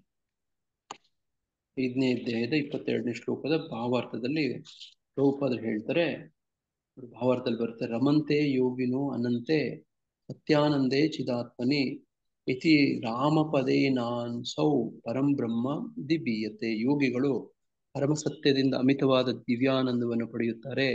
ಆದ್ದರಿಂದ ಪರಮಸತ್ಯನಾದ ದೇವೋತ್ತಮ ಪರಮ ಪುರುಷನಿಗೆ ರಾಮ ಎಂದು ಹೆಸರು. ರಮಿಸುವವನನ್ನ ರಾಮ ಅಂತ ಹೇಳ್ತಾರೆ. ನೋಡಿ ಹಂಗೆ ನೋಡಿ ಇವತ್ತಿನ ಶ್ಲೋಕ ಸುಖದ ಬಗ್ಗೆ ಇದೆ. 3 ಬಗೆಯ ಸುಖಗಳನ್ನ ರಮಿಸ್ತೀವಿ ಬದ್ಧ ಸ್ಥಿತಿಯಲ್ಲಿ. ಅದನ್ನ ಸತ್ವ, ರಜ, ತಮ ಅಂತ ಹೇಳ್ತಾರೆ. ನೋಡಿ ಇವುಗಳಿಂದ ಅವನ ಎಲ್ಲ ದುಃಖ ಅಂತ್ಯಗೊಳ್ಳುತ್ತದೆ ಅಂತ ಅನ್ಕೋತೀವಿ. ನೋಡಿ ಈಗ ಅದನ್ನ ಕುರಿತು ಕೃಷ್ಣ ಹೇಳ್ತಾನೆ. ಭಾವಾರ್ಥದಲ್ಲಿ ಪ್ರಭುಪಾದರು ಹೇಳ್ತಾರೆ, ಬದ್ಧ ಆತ್ಮವು ಐಹಿಕ ಸುಖವನ್ನು ಮತ್ತೆ ಮತ್ತೆ ಸವಿಯಲು ಪ್ರಯತ್ನಿಸುತ್ತದೆ. ಇದು ಚರ್ವಿತ ಚರ್ವಣ. ನೋಡಿ ಯಾರಾದ್ರೂ ಈ ಶ್ಲೋಕ ಓದ್ತೀರಾ? ಚರ್ವಿತ ಚರ್ವಣ 5ನೇ ಕ್ಯಾಂಟೋ ಪ್ರಭು. ಅದು ಇದು 7ನೇ ಸ್ಕಂದ, ಪ್ರಹ್ಲಾದ್ 6ನೇ ಅಧ್ಯಾಯದಲ್ಲಿ ಬರುತ್ತೆ. 7ನೇ ಅಧ್ಯಾಯನ ಪ್ರಭು, 7ನೇ ಸ್ಕಂದನ ಪ್ರಭು, 6ನೇ ಅಧ್ಯಾಯದಲ್ಲಿ ಈ ತರ ಸ್ಥಾನಗಳು ಬರುತ್ತೆ ನೋಡಿ. ಚರ್ವಿತ ಚರ್ವಣಾಣ ಅಂತ ನಾನು ಗೂಗಲ್ ಸರ್ಚ್ ಮಾಡ್ತೀನಿ ನೋಡಿ. ಅದಂತ ಗೋಬಿ ನೋಡಿ, ಮತಿರೇವ ಕೃಷ್ಣೆ ಅಂತ ಎಲ್ಲ ಬರುತ್ತೆ ಅದರಲ್ಲಿ ನೋಡಿ. ಅದರಲ್ಲಿ ಅವ್ರ ಅಪ್ಪನಿಗೆ ಬುದ್ಧಿ ಹೇಳ್ತಾನೆ. ಆತ ಕೇಳ್ತಾನೆ, ಏನು ಕಲ್ತ್ಕೊಂಬಂದೆ ಅಂತಂದ್ರೆ ನೋಡಿ, ಮತಿರೇವ ಕೃಷ್ಣೆ ನೋಡಿ, ಮತಿರೇವ ಕೃಷ್ಣೆ ಅಂತ ಹೇಳ್ಕೊಡ್ತಾನೆ ಅವ್ರ ಅಪ್ಪನಿಗೆ ನೋಡಿ.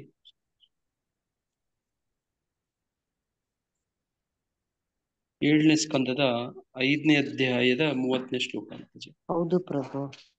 ಶ್ರೀ ಪ್ರಹ್ಲಾದ್ ವಾಚ ಮತಿರ್ ಕೃಷ್ಣೆ ಪರತ ಸ್ವತೋ ವಾ ಮಿಥೋ ಅಭಿಪದ್ಯತ ಗೃಹಭ್ರತಾನಾಂ ಅಂಧಾತ ಗೋಭಿರ್ವಿಷಾತಾಂ ವಿಷತಾಂ ಸಮಿಶ್ರಂ ಪುನಃ ಪುನಃ ಚರ್ವಿತ ಚರ್ವಾಣಾಂ. ಅನುವಾದ. ಪ್ರಹ್ಲಾದ್ ಮಹಾರಾಜನು ಉತ್ತರಿಸಿದನು, ಲೌಕಿಕ ಜೀವನಕ್ಕೆ ಅತಿಯಾಗಿ ಅಂಟಿಕೊಂಡಿರುವ ವ್ಯಕ್ತಿಗಳಿಗೆ ತಮ್ಮ ಅನಿಯಂತ್ರಿತ ಇಂದ್ರಿಯಗಳ ಕಾರಣದಿಂದ ನರಕ ಸದೃಶ ಅವಸ್ಥೆಗಳ ಕಡೆಗೆ ಮುನ್ನಡೆದು ಮತ್ತೆ ಮತ್ತೆ ಚರ್ವಿತ ಚರ್ವಣ ಮಾಡುತ್ತಾರೆ. ಕೃಷ್ಣನ ಬಗೆಗೆ ಅವರ ಪ್ರವೃತ್ತಿ ಇತರರ ಉಪದೇಶದಿಂದಾಗಲಿ ತಮ್ಮ ಸ್ವಂತ ಪ್ರಯತ್ನಗಳಿಂದಾಗಲಿ ಇವೆರಡರ ಸಂಯೋಗದಿಂದಾಗಲಿ ಎಂದಿಗೂ ಜಾಗೃತವಾಗುವುದಿಲ್ಲ. ಹರೇ ಕೃಷ್ಣ. ಹರೇ ಕೃಷ್ಣ. ನೋಡಿ, ಹಂಗೆ ಪುನಶ್ಚರ್ವಿತ ಚರ್ವಣಾಣ ಮಾಡ್ತಾರೆ. ಮತ್ತೆ ಮತ್ತೆ ಮತ್ತೆ ಅದನ್ನೇ ಅಗಿಯೋದು. ಕಬ್ಬಿನ ಸಿಪ್ಪೆ ಜೊಲ್ಲೆನ ನೀವು ಅಗದಿರ್ತೀರಲ್ವಾ, ಅಗದಾಗ ಪ್ರಾರಂಭದಲ್ಲಿ ಜ್ಯೂಸ್ ಬರುತ್ತೆ, ಆಮೇಲೆ ಮತ್ತೆ ಮತ್ತೆ ಅದೇ ಜ್ಯೂಸ್ ಬರುತ್ತಾ? ಬರಲ್ಲ ಪ್ರಭುಜಿ, ಅದ್ರಲ್ಲೇನು ಬರಲ್ಲ, ಸಪ್ಪೆ ಆಗುತ್ತೆ. ಸಪ್ಪೆ ಆಗ್ಬಿಡುತ್ತೆ. ಏನು ಬರೋದೇ ಇಲ್ಲ. ಪ್ರಾರಂಭದಲ್ಲಿ ಜ್ಯೂಸ್ ಬರುತ್ತೆ, ಎಷ್ಟಂತ ಜ್ಯೂಸ್ ಬರುತ್ತೆ ಹೇಳಿ ಅಲ್ವಾ? ನೋಡಿ, ಆ ಜ್ಯೂಸ್ ತೆಗೆದಾದ್ಮೇಲೆ ಮತ್ತೆ ಅಗಿತೀರಿ, ಮತ್ತೆ ಎಲ್ಲಿ ಸಿಗತ್ತೆ ಅದ್ರಲ್ಲಿ? ನೋಡಿ, ಅದನ್ನೇ ಚರ್ವಿತ ಚರ್ವಣಾಣ ಅಂದ್ರೆ ಹಂಗೆ ಮತ್ತೆ ಮತ್ತೆ ಅಗಿಯೋದು, ಅದನ್ನೇ ಅಗದಿದ್ದನ್ನೇ ಅಗಿಯೋದು. ನೋಡಿ, ಅಗದಿದ್ದನ್ನೇ ಅಗಿಯೋದು, ಮತ್ತೆ ಅಗದಿದ್ದನ್ನೇ ಅಗಿಯೋದು, ಮತ್ತೆ ಅದನ್ನೇ ಅಗಿಯೋದು. ಆರಂಭದಲ್ಲಿ ಒಂದ್ ಸ್ವಲ್ಪ ಜ್ಯೂಸ್ ಬರುತ್ತೆ, ಆಮೇಲೆ ಬರೋದಿಲ್ಲ. ತೌಡು ಕುಟ್ಟೋದು ಅಂತ ಹೇಳ್ತಾರೆ. ನೋಡಿ, ತೌಡು ಕುಟ್ಟೋದು ಅಂದ್ರೆ ಗೊತ್ತಾ? ಜಳ್ಳು. ನೋಡಿ, ಈ ಅದ್ರಲ್ಲೇನು ಅಕ್ಕಿ ಇರಲ್ಲ ಪ್ರಭುಜಿ. ಏನು ಇರಲ್ಲ. ಎಷ್ಟು ಕುಟ್ಟಿದ್ರೆ ಏನ್ ಬರುತ್ತೆ ಅಲ್ವಾ? ಎಷ್ಟು ಕುಟ್ಟಿದ್ರೆ ಏನ್ ಬರುತ್ತೆ? ಏನೂ ಬರೋದಿಲ್ಲ. ನೋಡಿ, ಅದನ್ನೇ ಚರ್ವಿತ ಚರ್ವಣಾಣಾಂ ಅಂತ ಹೇಳ್ತಾರೆ. ಅದಕ್ಕೆ ಏನ್ ಹೇಳ್ತಾರೆ ಇಲ್ಲಿ? ಮತ್ತಿರ್ನ ಕೃಷ್ಣೆ ಪರತ ಸ್ವತೋವಾ ಮಿಥೋ ವಿಪದ್ಯೇತ ಗೃಹ ವೃತಾಣಾಂ. ಅವ್ರ ಅಪ್ಪನ್ಗೆ ಬುದ್ಧಿ ಹೇಳೋದು. ಯಾರು ಹೇಳೋದು? ಮಗ. ಮೊನ್ನೆ ಪರಮ ಪೂಜ್ಯ ಭಕ್ತಿ ಪದ್ಮ ಸೌರಭ ಪ್ರಚಾರಕ ಸ್ವಾಮಿ ಮಹಾರಾಜರು ನಮ್ಮ ದೇವಸ್ಥಾನದಲ್ಲಿ ಪ್ರವಚನ ಕೊಡ್ತಿದ್ರು ಭಾನುವಾರ ಸಂಜೆ. ಅದರಲ್ಲಿ ನೋಡಿ, ಕೆಲವರು ಭಕ್ತರ ಪ್ರಶ್ನೆ ಕೇಳ್ತಿದ್ರು. ಒಂದು ಹಂತದಲ್ಲಿ ಅವರು ಏನ್ ಹೇಳಿದ್ರು ಅಂದ್ರೆ, ಈ ಮಂದಿರದಲ್ಲಿ ನೀವು ಏನ್ ಮಾಡಿ ಅಂದ್ರೆ ಮಕ್ಕಳಿಂದ ಅವ್ರ ಅಪ್ಪ ಅಮ್ಮಗೆ ಪಾಠ ಮಾಡಿಸಿ ಅಂತ ಹೇಳಿದ್ರು. ಬೇಬಿಸಿ, ಈಗ ಪ್ರಹ್ಲಾದ್ ಮಹಾರಾಜನ ವಯಸ್ಸು, ಗೃಹ ಮಹಾರಾಜನ ವಯಸ್ಸು. ಅದು ಯಾಕೆ ಹೇಳಿದ್ರು ಅಂದ್ರೆ ರಿಲೇಷನ್ಸ್ ಬಗ್ಗೆ ಹೇಳ್ತಿದ್ರು. ನೋಡಿ, ಅಲ್ಲಿ ಚರ್ಚೆ ಎಲ್ಲೆಲ್ಲಿ ಯಾವ ಕಡೆ ಹೋಗ್ತಿತ್ತು ಅಂದ್ರೆ, ನಾನೇ ಒಂದು ಪ್ರಶ್ನೆ ಕೇಳಿದೆ ಮಹಾರಾಜರಿಗೆ. ನೋಡಿ, ಅವ್ರು ಹೇಳ್ತಿದ್ರು ಸಂಬಂಧಗಳು ಮೂರೇ ಸಂಬಂಧ ಇರೋದು ಜಗತ್ತಲ್ಲಿ. ಅದೇನು ಅಂದ್ರೆ, ಒಂದು ಶತ್ರು, ಇನ್ನೊಂದು ನೋಡಿ ಉಪಯೋಗ ಆಗೋದು, ಉಪಯೋಗ ಇಲ್ಲದೆ ಇರೋದು. ನೋಡಿ, ಶತ್ರು, ವೈರಿ, ಮತ್ತೆ ಅವೆರಡರ ಮಧ್ಯೆ ಇರುವಂತ ನ್ಯೂಟ್ರಲ್. ನೋಡಿ, ಶತ್ರುನೂ ಅಲ್ಲ, ವೈರಿನೂ ಅಲ್ಲ. ಈ ತರ ಸಂಬಂಧಗಳ ಮನೆಗಳಲ್ಲಿ ಸಂಬಂಧಕರಲ್ಲೆಲ್ಲ ಇದೇ ಇರೋದು. ನೋಡಿ, ನನಗೆ ಏನು ಉಪಯೋಗ ಅಂತ ನೋಡು. ನನಗೆ ನೀನು ಎಷ್ಟು ಪ್ರಯೋಜನ ಆಗ್ತೀಯಾ, ಏನಕ್ಕೆ ಪ್ರಯೋಜನ ಆಗ್ತೀಯಾ, ಎಲ್ಲಿ ಪ್ರಯೋಜನ ಆಗ್ತೀಯಾ, ನೋಡಿ ಈ ತರ ನೋಡೋದು. ಈಗ ಒಬ್ಬ ವ್ಯಕ್ತಿನ ಇನ್ನೊಬ್ಬ ವ್ಯಕ್ತಿ ಪರಿಚಯ ಮಾಡಿಕೊಟ್ರೆ ತಕ್ಷಣ ಆತನ ತಲೆಗೆ ಏನು ಯೋಚನೆ ಬರುತ್ತೆ ಗೊತ್ತಾ? ಇವ್ರನ್ನ ಎಲ್ಲಿ ಬಳಸ್ಕೊಳ್ಳೋಣ, ಎಲ್ಲಿ ಉಪಯೋಗಕ್ಕೆ ಬರ್ತಾರೆ, ಇವರಿಂದ ನಮ್ಗೆ ಎಷ್ಟು ಪ್ರಯೋಜನ ಆಗುತ್ತೆ ಅಂತ ಫಸ್ಟ್ ಲೆಕ್ಕ ಹಾಕ್ತಾರೆ ಪ್ರಭು. ಎಲ್ಲಿ ಲಾಭ, ಏನ್ ಲಾಭ, ಹೇಗೆ, ಏನ್ ಪ್ರಯೋಜನ. ನೋಡಿ, ಎಲ್ಲಾನು ಹಂಗೇನೆ. ನೋಡಿ, ಜಗತ್ತು ಹಿಂಗೆ ಗಮನಿಸಿ ಏನ್ ಲಾಭ ಅಂತ ನೋಡ್ತಾರೆ. ನೋಡಿ, ಸಂಬಂಧಗಳಲ್ಲೂ ಹಂಗೆ ಅಂತೆ. ನೋಡಿ, ಈ ಮುದಿ ಎತ್ತುಗಳು ನೋಡಿರ್ತೀರಾ ನೀವು, ವ್ಯವಸಾಯ ಮಾಡಿದ್ರೆ ನಿಮ್ಗೆ ಗೊತ್ತು. ನೋಡಿ, ಆ ಬಲಿಷ್ಠವಾಗಿದ್ದಾಗ ಎತ್ತುಗಳನ್ನು ಚೆನ್ನಾಗಿ ದುಡಿಸ್ಕೊಂಡಿರ್ತಾರೆ. ಅವುಗಳ ಬಲ ಕುಂದಿತು, ಅವರು ಹೊಲ ಉಳಕ್ಕೆ, ನೇಗ್ಲು ಹೊರಕ್ಕೆ, ಈ ಬಂಡಿ ಹೊಡಿಯಕ್ ಆಗಲ್ಲ ಅಂತಂದ್ರೆ ಆ ಮುದಿ ಎತ್ತುಗಳನ್ನ ಏನ್ ಮಾಡ್ತಾರೆ? ಸಾಯ್ಕಾನೆ ಕೊಟ್ಬಿಡ್ತಾರೆ. ನೋಡಿ, ಆಕ್ಚುಲಿ ಏನ್ ಮಾಡ್ಬೇಕು ಅಂದ್ರೆ ರೆಸ್ಟ್ ಮಾಡ್ಬೇಕು ಅವುಗಳು, ಬಟ್ ಹಂಗ್ ಮಾಡಲ್ಲ. ನೋಡಿ, ಮುದಿ ಎತ್ತುಗಳು ಎಲ್ಲ ನೋಡಿ ಇವತ್ತು ಹಂಗೇನೆ. ನೋಡಿ, ಆ ಸಂಬಂಧದಲ್ಲೂ ಕೂಡ ನೋಡಿ, ಅಲ್ಲಿ ಏನ್ ಆಚರಣೆ ಮಾಡ್ತಿದ್ರು ಇವತ್ತು ಸಂಬಂಧಗಳಲ್ಲೂ ಹಿಂಗೆ ಬಂದ್ಬಿಟ್ಟಿದೆ. ನೋಡಿ, ಒಂದು ಹರೇ ಹಸು ಕೃಷ್ಣ ಪ್ರಭು. ಹರೇ ಕೃಷ್ಣ. ಕರು ಹಾಕ್ದಾಗ್ಲೂ ಅಷ್ಟೇ ಪ್ರಭು, ಪ್ರಭು ಗಂಡು ಕರು ಹಾಕಿದ್ರೆ ಅದನ್ನ ಕಸಾಯಿಖಾನೆ ಕೊಟ್ಬಿಡ್ತಾರೆ. ಹರೇ ಹೇಳಿ, ಕೃಷ್ಣ. ಬೇಗ ಹೇಳಿ, ಈಗ ಕೇಳಿಸಿ. ಈಗ ಮುದಿ ಎತ್ತುಗಳು ಅಷ್ಟೇ ಅಲ್ಲ ಪ್ರಭು ಆ ತರ ಮಾಡೋದು. ತಂದೆ ಹಾ, ತಾಯಿಗಳ ಸಮೇತನು ಬಿಗಿಯಾಗಿದ್ದಾಗ ದುಡಿಸ್ಕೊಂಡು ಪೂರ್ತಿ ವಯಸ್ಸಾದಾಗ ಅವ್ರು ನೆಗ್ಲೆಕ್ಟ್ ಮಾಡಿದ್ದು ಹೊರಗೆ ಹಾಕ್ಬಿಡ್ತಾರೆ. ಹೌದು. ನೋಡಿ, ಅದೇ ಸಂಬಂಧ, ಅದೇ ರಿಲೇಷನ್ ಹೇಳಕ್ ಹೋಗ್ತಿದ್ದೆ. ಜೊತೆ ಪ್ರಭುಜಿ, ತುಂಬಾ ಚೆನ್ನಾಗಿ ಹೇಳಿದ್ರಿ ನೀವು. ನೋಡಿ ಅದೇ ರೀತಿ ಮಾಡ್ತಾ ಹಸುಗಳನ್ನ ದನಗಳನ್ನ ಹೆಂಗೆ ನಡೆಸ್ಕೋತಾರೋ ಅದೇ ಹಾಲು ಅದೇ ರೀತಿ ನಡವಳಿಕೆಗಳು ಈಗ ಮನುಷ್ಯರಲ್ಲೂ ಬರುತ್ತೆ ಸಹಜವಾಗಿನೇ. ನೋಡಿ ಹಸು ಕರು ಹಾಕಿದ ತಕ್ಷಣ ಏನ್ ಮಾಡ್ತಾರೆ ಇವತ್ತು, ಆ ಕರುವನ್ನ ಹಸುವನ್ನ ಅದು ಹೆಣ್ಣು ಕರು ಆಗ್ಲಿ ಗಂಡು ಕರು ಆಗ್ಲಿ ಆ ತಾಯಿ ನೋಡ ಹಾಲು ಕುಡಿಯೋಕೆ ಹಸುವನ್ನ ಬಿಡೋದೇ ಇಲ್ಲ, ಆ ಕರುನ್ ಬೇರೆ ಮಾಡ್ಬಿಡ್ತಾರೆ. ನೋಡಿ ಇದು ಬಹಳ ವಿಕೃತಿ ಇದು. ನೋಡಿ ಆ ಹಸುಗೆ ಬೇರೆ ಸಪರೇಟ್ ಆಗಿ ಫೀಡಿಂಗ್ ಕೊಡಿ ಅಂತ ಹೇಳಿ ನೋಡಿ ಆ ವೆಟರ್ನರಿ ಸೈನ್ಸ್ ಅಲ್ಲಿ ಇತ್ತೀಚೆಗೆ ನೋಡಿ ಒಂದ್ ಕೆಲವು ದಶಕಗಳಿಂದ ಶುರು ಮಾಡ್ಕೊಂಡ್ಬಿಟ್ಟಿದ್ದಾರೆ. ಯಾವಾಗ ಈ ಗ್ರೀನ್ ರೆವಲ್ಯೂಷನ್ ನೋಡಿ ವೈಟ್ ರೆವಲ್ಯೂಷನ್ ಎಲ್ಲ ಶುರು ಆಯ್ತು ಅವಾಗ. ನೋಡಿ ಉಮಾಮಾತಾಜಿ ಅವರು ಇದಾರ? ಮಾತಾಜಿ ಅವ್ರ ಹರೇ ಕೃಷ್ಣ. ಹರೇ ಕೃಷ್ಣ ಪ್ರಭುಜಿ. ಹರೇ ಕೃಷ್ಣ. ಹಿಂಗೆಲ್ಲ ಮಾಡ್ತಾರೆ ಮಾತಾಜಿ? ಪ್ರಭುಜಿ ಈ ತರ ಎಲ್ಲ ಮಾಡ್ತಾರ? ಹಸು ಕರುಗಳು ಈ ತರ ಸಪರೇಟ್ ಮಾಡೋದು? ಮಾಡ್ತಾರೆ ಪ್ರಭುಜಿ. ಇದು ಕ್ರಾಸ್ ಬ್ರೀಡ್ಸ್ ಅಲ್ಲಿ ಹುಟ್ಟಿದ ತಕ್ಷಣ ಕರುಗಳು ಗಂಡ ಮೇಲ್ಕರು ಹುಟ್ಟಿದ್ರೆ ಎಲ್ಲ ಮಾರ್ತಿದ್ದಾರೆ ಪ್ರಭುಜಿ. ಹಾ ನೋಡಿ ಹಿಂಗೆಲ್ಲ ಹುಟ್ಟಿ ಆಗ್ತದೆ. ಒಂದ್ ಹಸು ವೀಕ್ ಅಲ್ಲೇನೆ ಎಲ್ಲ ಸೇಲ್ ಮಾಡ್ಬಿಡ್ತಾರೆ ಪ್ರಭುಜಿ ಆ ಕಟಿಂಗ್ ಮಾಡಕ್ಕೆ. ಹಾ ನೋಡಿ ಹಿಂಗೆಲ್ಲ ಈ ವಿಚಿತ್ರ ನಡೀತಾ ಇದೆ ನೋಡಿ. ಆಮೇಲೆ ಹೆಣ್ಕರುನು ಕೂಡ ಹುಟ್ಟಿದ್ದನ್ನ ತಾಯಿ ಹತ್ರ ಹಾಲು ಕುಡಿಯಕ್ ಬಿಡೋದಿಲ್ಲ ನೋಡಿ. ಬಿಡಲ್ಲ ಪ್ರಭುಜಿ. ಅವು ಸಪರೇಟ್ ಹಾಲು ತಗೋಬಿಟ್ಟು ಕುಡಿಸ್ತಾರೆ ಪ್ರಭುಜಿ. ಅವಕ್ಕೂ ಸಹನು ತಾಯಿ ಹಾಲು ಕುಡಿಯಕ್ ಬಿಡಲ್ಲ. ಬಿಡೋದಿಲ್ಲ ನೋಡಿ. ಆ ತಾಯಿ ಮಗುವಿನ ನೋಡಿ ಆ ಸಂಪರ್ಕ ಸ್ಪರ್ಶ ಹಸುಗೂ ಸಿಗಲ್ಲ ಕರುಗೂ ಸಿಗಲ್ಲ. ಈಗ ಅದೇ ಹಾಲು ನಾವು ಕುಡಿತೀವಿ, ನಮ್ಮಲ್ಲೂ ಅದೇ ಭಾವನೆಗಳು. ಫೀಮೇಲ್ ಕರುನು ಹಾಲ್ಗೋಸ್ಕರ ಅವನು ಸೇಲ್ ಮಾಡ್ತಿದ್ರು ಪ್ರಭುಜಿ ಬೇರೆಯವ್ರಿಗೆ. ನೋಡಿ ಈ ತರದೆಲ್ಲ ಆಗ್ತಾ ಇದೆ ನೋಡಿ. ಇವಾಗ ಅದೇ ತರ ನಡವಳಿಕೆ ಮಾಡಿ ಮಾಡಿ ಈಗ ಏನಾಗ್ತಾ ಇದೆ, ಈಗ ಚಿತ್ತಯ್ಯ ಪ್ರಭುಜರು ಹೇಳಿದಂಗೆ ಮನುಷ್ಯರಲ್ಲೂ ಅದೇ ಬಂದ್ಬಿಟ್ಟು ಸಹಜವಾಗಿನೇ ನೋಡಿ, ಸಹಜವಾಗಿನೇ ನೋಡ ಹಿಂಗೆಲ್ಲ ಆಗ್ತಾ ಇದೆ ನೋಡಿ. ಹಿಂಗೆ ವಿಚಿತ್ರವನ್ನ ಕಾಣಿದೆ. ಸಂಬಂಧಗಳಲ್ಲೂ ಕೂಡ ನೋಡಿ ಇದೇ ತರನೇ ಆಗ್ತಾ ಇದೆ ಈಗ ನೋಡಿ. ಮಿಷನ್ ತರ ಸಂಬಂಧಗಳು, ಏನು ಉಪಯೋಗ, ಎಷ್ಟು ಉಪಯೋಗ, ಯಾವಾಗ ಉಪಯೋಗ, ಏನಕ್ಕೆ ಉಪಯೋಗ ನೋಡಿ. ಅಲ್ಲಿ ಒಂದು ಹಂತದಲ್ಲಿ ಅವ್ರು ಹೇಳಿದ್ರು, ಈ ಚಿತ್ರಕೇತು ನೋಡಿ ತಂದೆ ಮಕ್ಕಳು ನೋಡ ಅಟ್ಯಾಚ್ಮೆಂಟ್ ಇರುತ್ತೆ ನೋಡಿ, ಅದು ತುಂಬಾ ಬಲವಾಗಿರುತ್ತೆ. ತಾಯಿ ಮಕ್ಕಳು ತಂದೆ ಮಕ್ಕಳು ನೋಡಿ. ಈ ಹಸುಗಳಲ್ಲಿ ಇವಾಗ ಅದನ್ನ ಅಟ್ಯಾಚ್ಮೆಂಟ್ ನ ಕಟ್ ಮಾಡ್ತಾ ಇದ್ದೀರಿ ನೋಡಿ. ಈ ತರದ ಬೇರೆ ಬೇರೆ ಮಾಡ್ತಿದ್ದೀರಿ. ಈಗ ಅದೇ ಮನುಷ್ಯರ ಸಂಬಂಧಗಳಲ್ಲೂ ಬರ್ತಿದಾವೆ ನೋಡಿ. ಹಿಂಗೆ ಈ ಚಿತ್ರಕೇತು ಮಹಾರಾಜರ ಬಗ್ಗೆ ಹೇಳಿದ್ರು ನೋಡಿ. ಚಿತ್ರಕೇತು ಮಹಾರಾಜನಿಗೆ ಯಾರ್ಯಾರೆಲ್ಲ ಬುದ್ಧಿ ಹೇಳ್ತಾರೆ ಗೊತ್ತಾ? ನಾರದರು ನೋಡಿ, ಅಂಗಿರ ಮುನಿಗಳು ಬುದ್ಧಿ ಹೇಳಿದ್ರೆ ಕೇಳದೇ ಇಲ್ಲ ಅವರು. ಅವ್ರ ದುಃಖ ನೋಡಿ, ಅವರು ಆ ವಿರಹ ನೋಡಿ. ಆಯ್ತಪ್ಪ ನಿನ್ ಮಗನ್ನೇ ವಾಪಸ್ ಜೀವಂತ ಕರ್ಸ್ಬಿಡ್ತೀನಿ ಅಂತ ಕರ್ಸಿದ್ರೆ ಮಗ ಪ್ರವಚನ ನೋಡಿ ಹೇಳ್ತಾನೆ. ನೋಡಿ ಆತ ಮಗ ಬುದ್ಧಿ ಹೇಳ್ತಾನೆ, ಯಾವ ತಂದೆ ಇವನು ಅಂತಾನೆ, ಯಾವ ಜನ್ಮದಲ್ಲಿ ತಂದೆ ಈತ ಅಂತ ಕೇಳ್ತಾನೆ. ಇವತ್ತು ಶಾಕ್ ಆಗ್ಬಿಡ್ತಾನೆ, ಅಯ್ಯೋ ಅಂತ ನೋಡಿ. ನಮ್ಮ ಅಣ್ಣನ ಕ್ಲಾಸ್ಮೇಟ್ ನಾನು ಹಿಂದೆ ನಿಮ್ಗೆ ಹೇಳಿದ್ದೆ, ಆತ SLC ಎಕ್ಸಾಮ್ ಬರೆದು ಬಂದು ಹೆಂಗ್ ಬರ್ದೆ ಮಗನೆ ಅಂತ ಕೇಳಿದ್ದಾರೆ. ಚೆನ್ನಾಗ್ ಬರ್ದಿಲ್ಲ ಅಂತ ಹೇಳಿದ್ದಾರೆ. ಯುಗ್ಗ ಮುಗ್ಗ ಅಪ್ಪ ಅಮ್ಮ ಬೈದಿದ್ದಾರೆ. ಇಷ್ಟೇ ಕಾರಣಕ್ಕೆ ನೋಡಿ ಆತ ಸೂಸೈಡ್ ಮಾಡ್ಕೊಂಡ. ಒಬ್ಬನೇ ಮಗ, ಇನ್ನು ಹೆಣ್ಮಕ್ಳು ಇಲ್ಲ ಗಂಡ್ ಮಕ್ಳು ಇಲ್ಲ ನೋಡಿ. ಅವ್ರಿಗೆ ನೋಡಿ 50+ ವರ್ಷಗಳು ನೋಡಿ, 50 ವರ್ಷ ಅನ್ಕೊಳ್ಳಿ ನೋಡಿ. ಇಂಥವ್ರಿಗೆ ಮಗ 10ನೇ ಕ್ಲಾಸ್ ಮಗ, ಒಬ್ಬನೇ ಮಗ ಕೇಳಿದ್ದಕ್ಕೆ ಎಕ್ಸಾಮ್ ಯಾಕೆ ಚೆನ್ನಾಗಿ ಬರ್ದಿಲ್ಲ, ಚೆನ್ನಾಗಿ ಓದು ಅಂತ ಬೈದಿದ್ದಾರೆ. ಇಷ್ಟೇ ಹೇಳ್ಬಾರ್ದ ತಂದೆ ತಾಯಿ? ಇಷ್ಟಕ್ಕೆ ಅವನು ಸೂಸೈಡೇ ಮಾಡ್ಕೊಂಡ ನೋಡಿ. ಅವರು ಇಷ್ಟು ದುಃಖಿತರಾಗಿದ್ರು ಅಂದ್ರೆ ನೋಡಿ, ಅವ್ರನ್ನ ಹೆಂಗ್ ಸಮಾಧಾನ ಮಾಡಕ್ಕೆ ಆಗುತ್ತೆ ನೋಡಿ.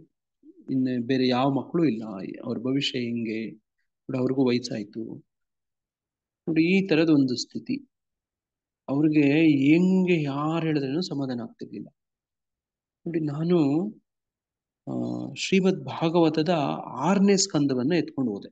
6ನೇ ಸ್ಕಂದದಲ್ಲಿ ಇದು ಬರುತ್ತೆ, ಚಿತ್ರಕೇತು ಮಹಾರಾಜನ ಕತೆ ಬರುತ್ತೆ ನೋಡಿ. ಏನು ಮಾಡ್ಲಿಲ್ಲ, ಅವ್ರ ಮನೆಗೆ ಎಲ್ಲ ಕಾರ್ಯಗಳೆಲ್ಲ ಮುಗಿಸಿದ್ವಿ, ಅವ್ರ ಮನೆಗೆ ಈ ಬುಕ್ ತಗೊಂಡು ಹೋದೆ ನೋಡಿ. ಅವ್ರಿಗೆ ಸಮಾಧಾನ ಮಾಡದೇ ಇರೋಷ್ಟು ದುಃಖದಲ್ಲಿದ್ರು.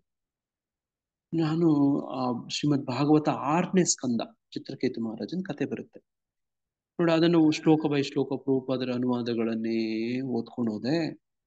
ಅವರಿಬ್ಬರಿಗೂ ಗಂಡ ಹೆಂಡತಿ ಶಾಕ್, ಅವ್ರಿಗೆ ಬಹಳ ವಿಶೇಷ ಅನ್ನಿಸ್ತು ನೋಡಿ. ಅವ್ರಿಗೆ ಸಮಾಧಾನ ಆಯ್ತು. ಅವ್ರು ಏನ್ ಮಾಡಿದ್ರು, ಪುಸ್ತಕ ಇಸ್ಕೊಂಡ್ಬಿಟ್ರು. ನನ್ಗೆ ನಾವು ಇದನ್ನ ಓದ್ಬೇಕು, ನಾನು ಕೊಡಿ ಅಂತ ಹೇಳಿ. ಇನ್ನೂ ವಾಪಸ್ ನನಗಿನ್ನೂ ಕೊಟ್ಟಿಲ್ಲ ಅವ್ರ ಪುಸ್ತಕ ನೋಡಿ. ನೋಡಿ ಅದನ್ನು ಓದಿ ಅವ್ರು ಹೇಳಿದ್ರು, ಈ ಪುಸ್ತಕವು, ಈ ಒಂದು ಕತೆ 6ನೇ ಸ್ಕಂದ ಚಿತ್ರಕೇತು ಮಹಾರಾಜನ ಕತೆ ಓದಿನೇ ನನಗೆ ಸಮಾಧಾನ ಪಡ್ಕೊಂಡ್ವಿ. ಇಲ್ಲಿದ್ರೆ ನಮ್ಮ ದುಃಖ ಎಷ್ಟು ಕಾಡ್ತಿತ್ತು ಅಂದ್ರೆ ನೋಡಿ, ಅದು ಶತ್ರುಗಳಿಗೂ ಬೇಡ, ಮತ್ತೆ ಅದರಿಂದ ಆಚೆ ಬರೋದೇ ಇಲ್ಲ ನಾವು ಭವಿಷ್ಯದಲ್ಲಿ ಅಂತ ಅನ್ಕೊಂಡ್ಬಿಟ್ಟಿದ್ವಿ. ಈ ಪುಸ್ತಕ, ಈ ಒಂದು ಕತೆ ನಮ್ಮನ್ನು ಆಚೆ ತಗೊಂಬಂತು ಅಂತ ಹೇಳಿ ನೋಡಿ. ಆಮೇಲೆ ನಾನು ಅವ್ರಿಗೆ ಪ್ರಯತ್ನ ಪಟ್ಟೆ, ಹಂಗೆ ಕೌನ್ಸಿಲಿಂಗ್ ಮಾಡಿ ಮುಂದೆ ಏನ್ ಮಾಡ್ಬೋದು ಅದೆಲ್ಲ ಸ್ವಲ್ಪ ಚರ್ಚೆ ಮಾಡಿದ್ಮೇಲೆ ಅವ್ರಿಗೆ ಧೈರ್ಯ ಬಂತು, ಸಮಾಧಾನ ಆಯ್ತು ನೋಡಿ. ಮುಂದೆ ಇನ್ನೊಂದು ಮಗು ಪ್ರಯತ್ನ ಪಟ್ರು.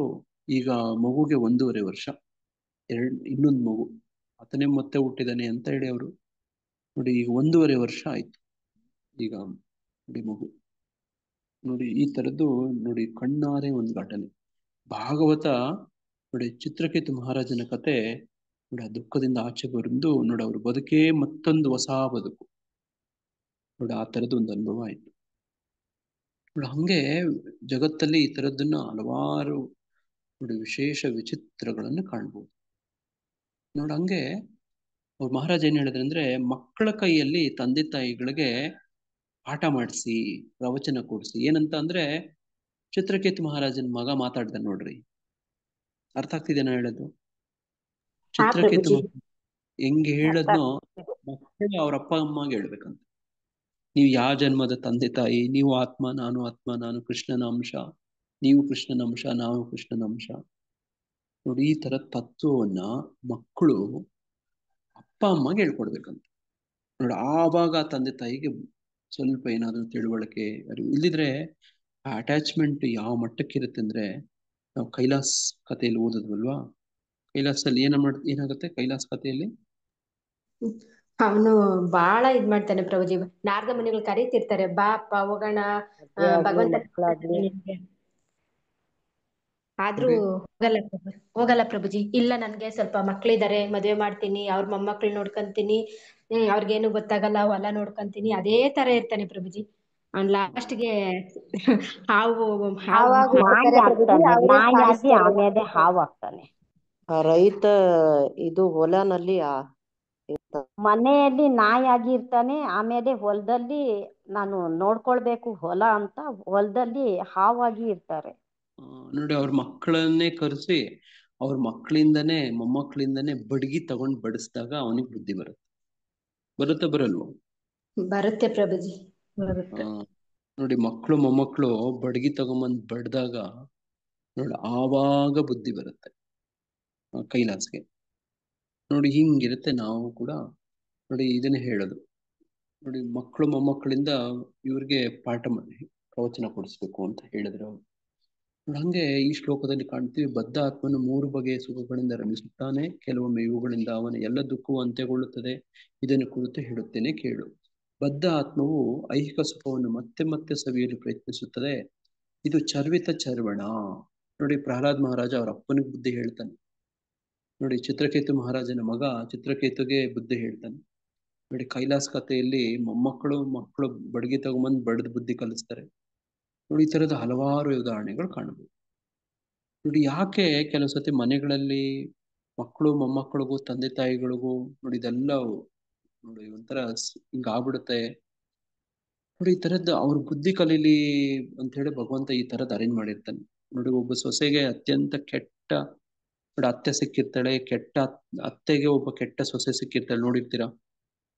ಇದು ಯಾಕೆ ಹಿಂಗ್ ಬರುತ್ತೆ ಅಂದ್ರೆ, ಭಗವಂತ ಬಯಸ್ತಾನೆ ನೀವು ಇದೇ ತರನೇ ಗಂಡ ಹೆಂಡತಿ, ಹೆಂಡತಿ ಗಂಡನು ಕೂಡ ಈ ಭೌತಿಕ ಪ್ರಪಂಚದಿಂದ ನೋಡಿ ಒಂದು ವೈರಾಗ್ಯ ಬರ್ಲಿ ಅಂತ. ಅರ್ಥ ಆಗ್ತಿದ್ಯಾ? ವೈರಾಗ್ಯ ಬರ್ಲಿ ಅಂದ್ರೆ ಅದೇ ಸುಖದಲ್ಲಿ ಇದ್ಬಿಡ್ತಾರೆ ಪ್ರಭು, ಎಂಜಾಯ್ ಮಾಡಿ ಇದೇ ಸುಖ ಆಗಿದೆ ಅಂತ. ಯಾರಾದ್ರೂ ಸೊಸೆ ಆಗ್ತಾರೆ, ಸೊಸೆ ಆಗಿ ಅತ್ತೆ ಆಗ್ತಾರೆ. ಯಾರಿಗಾದ್ರೂ ಏನಾದ್ರೂ ಫ್ಯಾಮಿಲಿಯಲ್ಲಿ ಏನಾದ್ರೂ ಡಿಸ್ಟರ್ಬೆನ್ಸ್ ಇಶ್ಯೂಸ್ ಇದೆ ಅಂದ್ರೆ ಇದೊಂದು ವರ ಅಂತ ಅನ್ಕೋಬೇಕಂತೆ. ರೂಪಾದ್ರಿಗೆ ಅವ್ರ ಅಪ್ಪ ಹೇಳಿದ ಮಾತಿದು, ಯಾರ್ಯಾರು ಅಲ್ಲ. ರೂಪಾದ್ರಿಗೂ ಅವ್ರ ಪತ್ನಿಗೂ ಸಂಬಂಧ ಮದ್ವೆ ಆದಾಗಿಂದಲೂ ಕೂಡ ಅಷ್ಟಾಗಿ ಸರಿ ಇರ್ಲಿಲ್ಲ. ನಿಮ್ಗೆಲ್ಲ ಗೊತ್ತಿರೋರೆ, ನೀವೆಲ್ಲ ಗೊತ್ತಿರೋದೇನೆ. ಆಗ ಪ್ರಭುಪಾದರು ಅವ್ರ ಅಪ್ಪ ಹತ್ರ ಹೋಗಿ ಹೇಳ್ತಾರೆ, ಈಕೆ ಸರಿ ಇಲ್ಲ, ನನಗೆ ಇಷ್ಟ ಆಗ್ತಾ ಇಲ್ಲ, ನಾನು ಈಕೆನ್ ಬಿಟ್ಬಿಡ್ತೀನಿ, ಬೇರೆ ಮಾಡ್ಬಿಡಿ, ನನ್ಗೆ ಇನ್ನೊಂದು ಮದುವೆ ಮಾಡಿ, ಇದನ್ನ ಇವ್ರು ಬೇಡ ಅಂತ ಪ್ರಭುಪಾದರು ಅವ್ರ ಅಪ್ಪಗೆ ಹೇಳ್ತಾರೆ. ಅವ್ರ ಅಪ್ಪ ಒಳ್ಳೇದಾಯ್ತು ಅಂತಾರೆ. ಅವ್ರು ಏನ್ ಒಳ್ಳೇದಾಯ್ತು ಅಂತ ಅಲ್ಲಿ ಹೇಳ್ತಾರೆ ಅಂದ್ರೆ, ಇದರಿಂದ ನೀನು ಫ್ಯಾಮಿಲಿಗೆ ಅಟ್ಯಾಚ್ ಆಗಲ್ಲ, ಡಿಟ್ಯಾಚ್ ಆಗ್ತೀಯಾ, ಇದರಿಂದ ನಿನ್ನ ಉನ್ನತ ಸಾಧನೆಗೆ ಅನುಕೂಲ ಆಗುತ್ತೆ, ಹೋಗು ಮಗನೇ. ಹೇಳಿದ ಅರ್ಥ ಆಯ್ತಾ? ಹಾ ಈ ಪ್ರಭುಜಿ. ತರ ಅರ್ಥ ಆಯ್ತು ಪ್ರಭು, ಅರ್ಥ ಆಯ್ತು ಪ್ರಭು.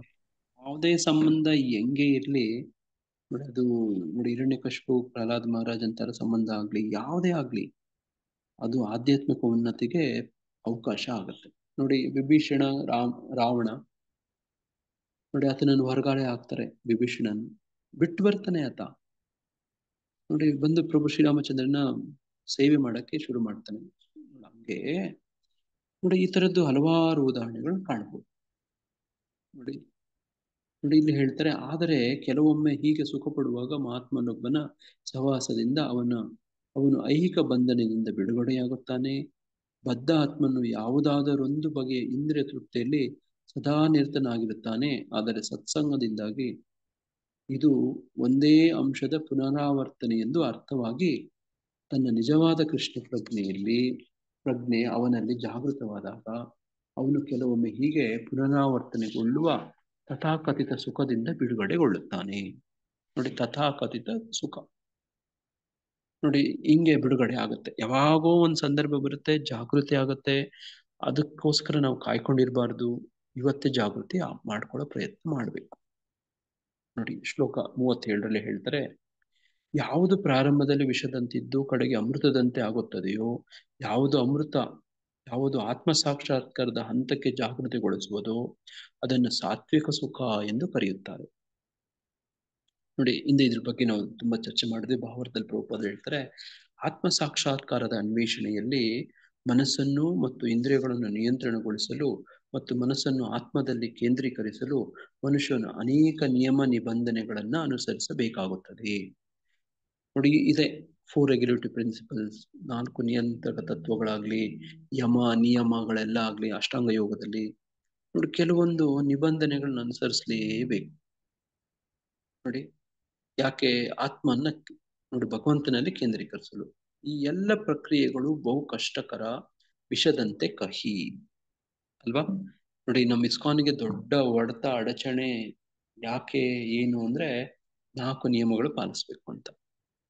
ನೋಡಿ ಅದನ್ನೇ ನೀವು ಸದಾನಂದ ಕೇಶವ ಪ್ರಭುಜಿಯವ್ರನ್ನ ನೋಡಿ ಈ ಗೀತಾ ಸಂದೇಶದಲ್ಲಿ ಯಾರು ಪ್ರಶ್ನೆಗಳು ಕೇಳ್ತಾರೆ, ನಾವು ಹರೇ ಕೃಷ್ಣ ಮಹಾಮಂತ್ರ ಜಪಿಸ್ಬೇಕು ಅಂದ್ರೆ 4 ನಿಯಮಗಳನ್ನೇ ಪಾಲಿಸ್ಕೊಂಡು ಮಾಡ್ಬೇಕಾ ಅಂತ ಕೇಳ್ತಾರೆ. ನೋಡಿ ನಾವು ಕೃಷ್ಣ ಭಕ್ತರಾಗ್ಬೇಕು, ಹರೇ ಕೃಷ್ಣ ಮಹಾಮಂತ್ರ ಜಪಿಸ್ಬೇಕು ಅಂದ್ರೆ ನೋಡಿ ಅವರು ಸದಾನಂದ ಕೇಶವ ಪ್ರಭು ನೇರವಾಗಿ ಹೇಳ್ತಾರೆ. ಏನಂತ ಹೇಳ್ತಾರೆ? ಯಾವುದೇ ನಿಯಮ ಇಲ್ಲ, ನೀವು ಜಪಿಸಿ ಅಂತ ಹೇಳ್ತಾರೆ ಹೇಳಲ್ವೋ? ನೋಡಿ ಹಂಗೆ ನೋಡಿ ಅಲ್ಲಿ ಪ್ರಾರಂಭದಲ್ಲೇನೆ ನೋಡಿ ಇದು ಕಷ್ಟ ಅಂತ ಬಿಟ್ಟು ಹೋಗ್ಬಿಡ್ತಾರೆ. ಅವ್ರಿಗೆ ಹೈಯರ್ ಟೇಸ್ಟ್ ಸಿಗ್ಬೇಕು. ನೋಡಿ ಹಂಗೆ ಯಾರು ಆತ್ಮ ಸಾಕ್ಷಾತ್ಕಾರ ಸಾಧನೆಯಲ್ಲಿ ಪ್ರಯತ್ನ ಮಾಡಕ್ ಹೋಗ್ತಿರ್ತೀರಿ ತಾವೆಲ್ಲರೂ, ಪ್ರಾರಂಭದಲ್ಲಿ ವಿಷದಂತೆ ಇರುತ್ತೆ. ನೋಡಿ ಕಷ್ಟ ಇರುತ್ತೆ ಪ್ರಾರಂಭದಲ್ಲಿ, ಎಲ್ಲಾನು ಹಂಗೇನೆ. ಒಳ್ಳೆವುಗಳೆಲ್ಲ ಪ್ರಾರಂಭದಲ್ಲಿ ನೋಡಿ ಅದನ್ನೇ ನೋಡಿ ಆಯುರ್ವೇದ ಔಷಧಿಗಳು ಹೇಳ್ತಾರೆ, ನಾಲ್ಗೆಗೆ ಕಹಿ ಇರುತ್ತೆ, ಆದ್ರೆ ದೇಹಕ್ಕೆ ಅದರಿಂದ ಸಿಹಿ ಇರುತ್ತೆ. ದೇಹಕ್ಕೆ ಒಳ್ಳೇದಾಗತ್ತೆ. ನೋಡಿ ಉದರಕ್ಕೆ ನೋಡಿ ಸಿಹಿ, ಅದರಕ್ಕೆ ಕಹಿ ಅಂತ ಹೇಳೋದು. ನೋಡಿ ಖುಷಿ ಸಿಗಲ್ಲ. ಆಯುರ್ವೇದ ಔಷಧಿಗಳು ತುಂಬಾ ಕಸರ ಇರುತ್ತೆ, ನೋಡಿರ್ತೀರಾ. ಆದ್ರೆ ಅದನ್ನ ತಗೊಂಡ್ರೆ ಅವ್ರ ದೇಹದ ಸ್ವಾಸ್ಥ್ಯ ಸುಧಾರಿಸುತ್ತೆ. ಆತರ ನೋಡಿ ಹಂಗೆ ಎಲ್ಲ ಪ್ರಕ್ರಿಯೆಗಳು ಬಹು ಕಷ್ಟಕರ, ವಿಷದಂತೆ ಕಹಿ. ಆದರೆ ನಿಯಮಗಳನ್ನು ಯಶಸ್ವಿಯಾಗಿ ಪಾಲಿಸಿ ದಿವ್ಯ ಸ್ಥಿತಿಗೆ ಬಂದರೆ ಅವನು ನಿಜವಾದ ಅಮೃತವನ್ನು ಕುಡಿಯಲು ಪ್ರಾರಂಭಿಸುತ್ತಾನೆ ಮತ್ತು ಸುಖ ಪಡುತ್ತಾನೆ. ನೋಡಿ ನಾವು ಅಷ್ಟೇ ಸ್ವತಂತ್ರ ಭಾರತದಲ್ಲಿ ಇದೀವಿ. ಇಲ್ಲಿ ನಾವು ಚೌಕಟ್ಟು ಕಾನೂನು ನೋಡಿ ಸಂವಿಧಾನ ಚೌಕಟ್ಟು ಒಳಗೆ ಇದ್ರೆ ಸ್ವತಂತ್ರವಾಗಿರ್ತೀವಿ, ಇಲ್ಲದೆ ಇದ್ರೆ ಮುರಿದ್ರಿ ಕಾನೂನು ತಗೊಂಡೋಗಿ ಜೈಲ್ಗೆ ಹಾಕ್ತಾರೆ ಅಲ್ವಾ. ನೋಡಿ ಆತರ ನೋಡಿ ಮುಂದಿನ ಶ್ಲೋಕದಲ್ಲಿ ಹೇಳ್ತಾರೆ 38ನೇ ಶ್ಲೋಕ. ವಿಷಯೇಂದ್ರಿಯ ಸಂಯೋಗಾಧ್ಯಾತ್ತ ಅಗ್ರೇ ಅಮೃತೋಪಮಾಂ ಪರಿಣಾಮೇ ವಿಷಮಂ ಇವ ತತ್ಸುಖಂ ರಾಜಸಂ ಸ್ಮೃತಂ. ಒಂದು ಬಗೆಯ ಸುಖವು ಇಂದ್ರಿಯಗಳು ತಮ್ಮ ವಸ್ತುವಿನೊಡನೆ ಸಂಪರ್ಕ ಪಡೆಯುವುದರಿಂದ ಉಂಟಾಗುತ್ತದೆ. ಇದು ಪ್ರಾರಂಭದಲ್ಲಿ ಅಮೃತದಂತಿದ್ದು ಕಡೆಗೆ ವಿಷದಂತೆ.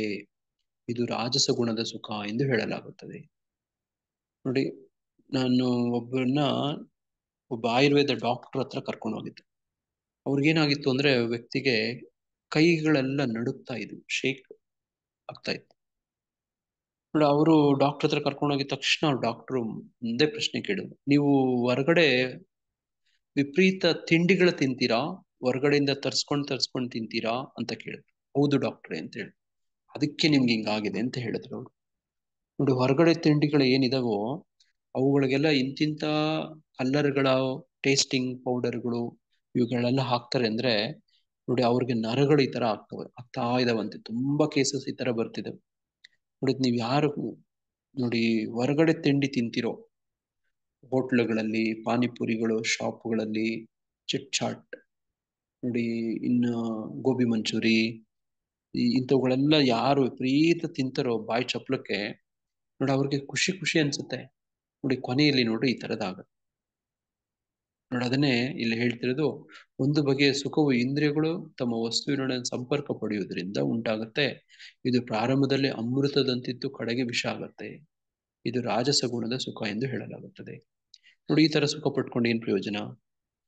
ಪ್ರಾರಂಭದಲ್ಲಿ ನೋಡಿ ಡ್ರಗ್ಸ್ ತಗೊಳ್ಳೋರ್ ಕಥೆನೂ ಇದೆ. ತಗೊಂಡಾಗ ತುಂಬಾ ಮಜಾ ಇರುತ್ತೆ. ತಗೊಂತ ಅಡಿಕ್ಷನ್ ಆಗಿ ಹೋಗೋರು ಎಷ್ಟು ಕಷ್ಟ ಆಗತ್ತೆ ಗೊತ್ತಾ ಅವ್ರ ಬದುಕು. ನೋಡಿ ಈ ತರದಾಗತ್ತೆ. ಸಾರಾಯಿ ಕುಡಿಯೋರು ಅಷ್ಟೇ ನೋಡಿ, ಜೂಜಾಡೋರು ಅಷ್ಟೇ ನೋಡಿ. ಎಲ್ಲ ಈ 4 ನಿಯಮಗಳನ್ನು ಮುರಿಯೋರು ಇದೆ. ಪ್ರಾರಂಭದಲ್ಲಿ ತುಂಬಾ ಖುಷಿ ಅನ್ಸುತ್ತೆ, ಕೊನೆಯಲ್ಲಿ ತುಂಬಾ ಕಷ್ಟ ಆಗುತ್ತೆ.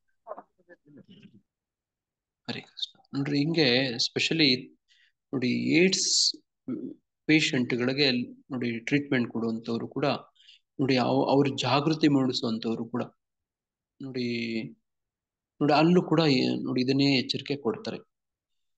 ನೋಡಿ ಅದ್ರ ಬಗ್ಗೆ ಬಹಳಷ್ಟು ಜಾಗೃತಿಗಳೆಲ್ಲ ಆಗ್ತಿದಾವೆ. ನೋಡಿ ಈ ತರದನ್ನೆಲ್ಲ ನೋಡ್ಬೋದು ನಾವು. ನೋಡಿ ಇಲ್ಲಿ ಭಾವಾರ್ಥದಲ್ಲಿ ಹೇಳ್ತಾರೆ, ತರುಣ ತರುಣಿಯರ ಭೇಟಿಯಾಗುತ್ತದೆ, ಅವಳನ್ನು ನೋಡುವಂತೆ, ಮುಟ್ಟುವಂತೆ, ಕೂಡುವಂತೆ ತರುಣನನ್ನು ಇಂದ್ರಿಯಗಳು ದೂಡುತ್ತವೆ. ನೋಡಿ ಭಾಗವತದಲ್ಲಿ ಒಂದು ಶ್ಲೋಕ ಹೇಳ್ತಾರೆ ಇದಕ್ಕೆ ನೋಡಿ, ಪುಂಸ ಸ್ತ್ರೀಯ ಮಿಥುನಿ ಭಾವಂ ಆಹು. ನೋಡಿ ಯಾರಾದ್ರೂ ಶ್ಲೋಕ ತೆಗಿತೀರ ಮುತ್ತುಜಿ? ನೋಡಿ ಪುಂಸ ಸ್ತ್ರೀಯ ಮಿಥುನಿ ಭಾವಂ ಆಹು. ನೋಡಿ ಅಲ್ಲಿ ನೋಡಿ ಅದನ್ನೇ ಪ್ರಭುಪಾದರು ಇಲ್ಲಿ ಹೇಳ್ತಿದ್ದಾರೆ, ತರುಣ ತರುಣಿಯರ ಭೇಟಿಯಾಗುತ್ತದೆ. ನೋಡಿ ಯಾರಾದ್ರೂ ಗೂಗಲ್ ಸರ್ಚ್ ಮಾಡ್ಬೋದು, ನನಗೆ ಲೇಟ್ ಆಗ್ತಾ ಇದೆ ನೋಡಿ ನೋಡ್ತೀನಿ.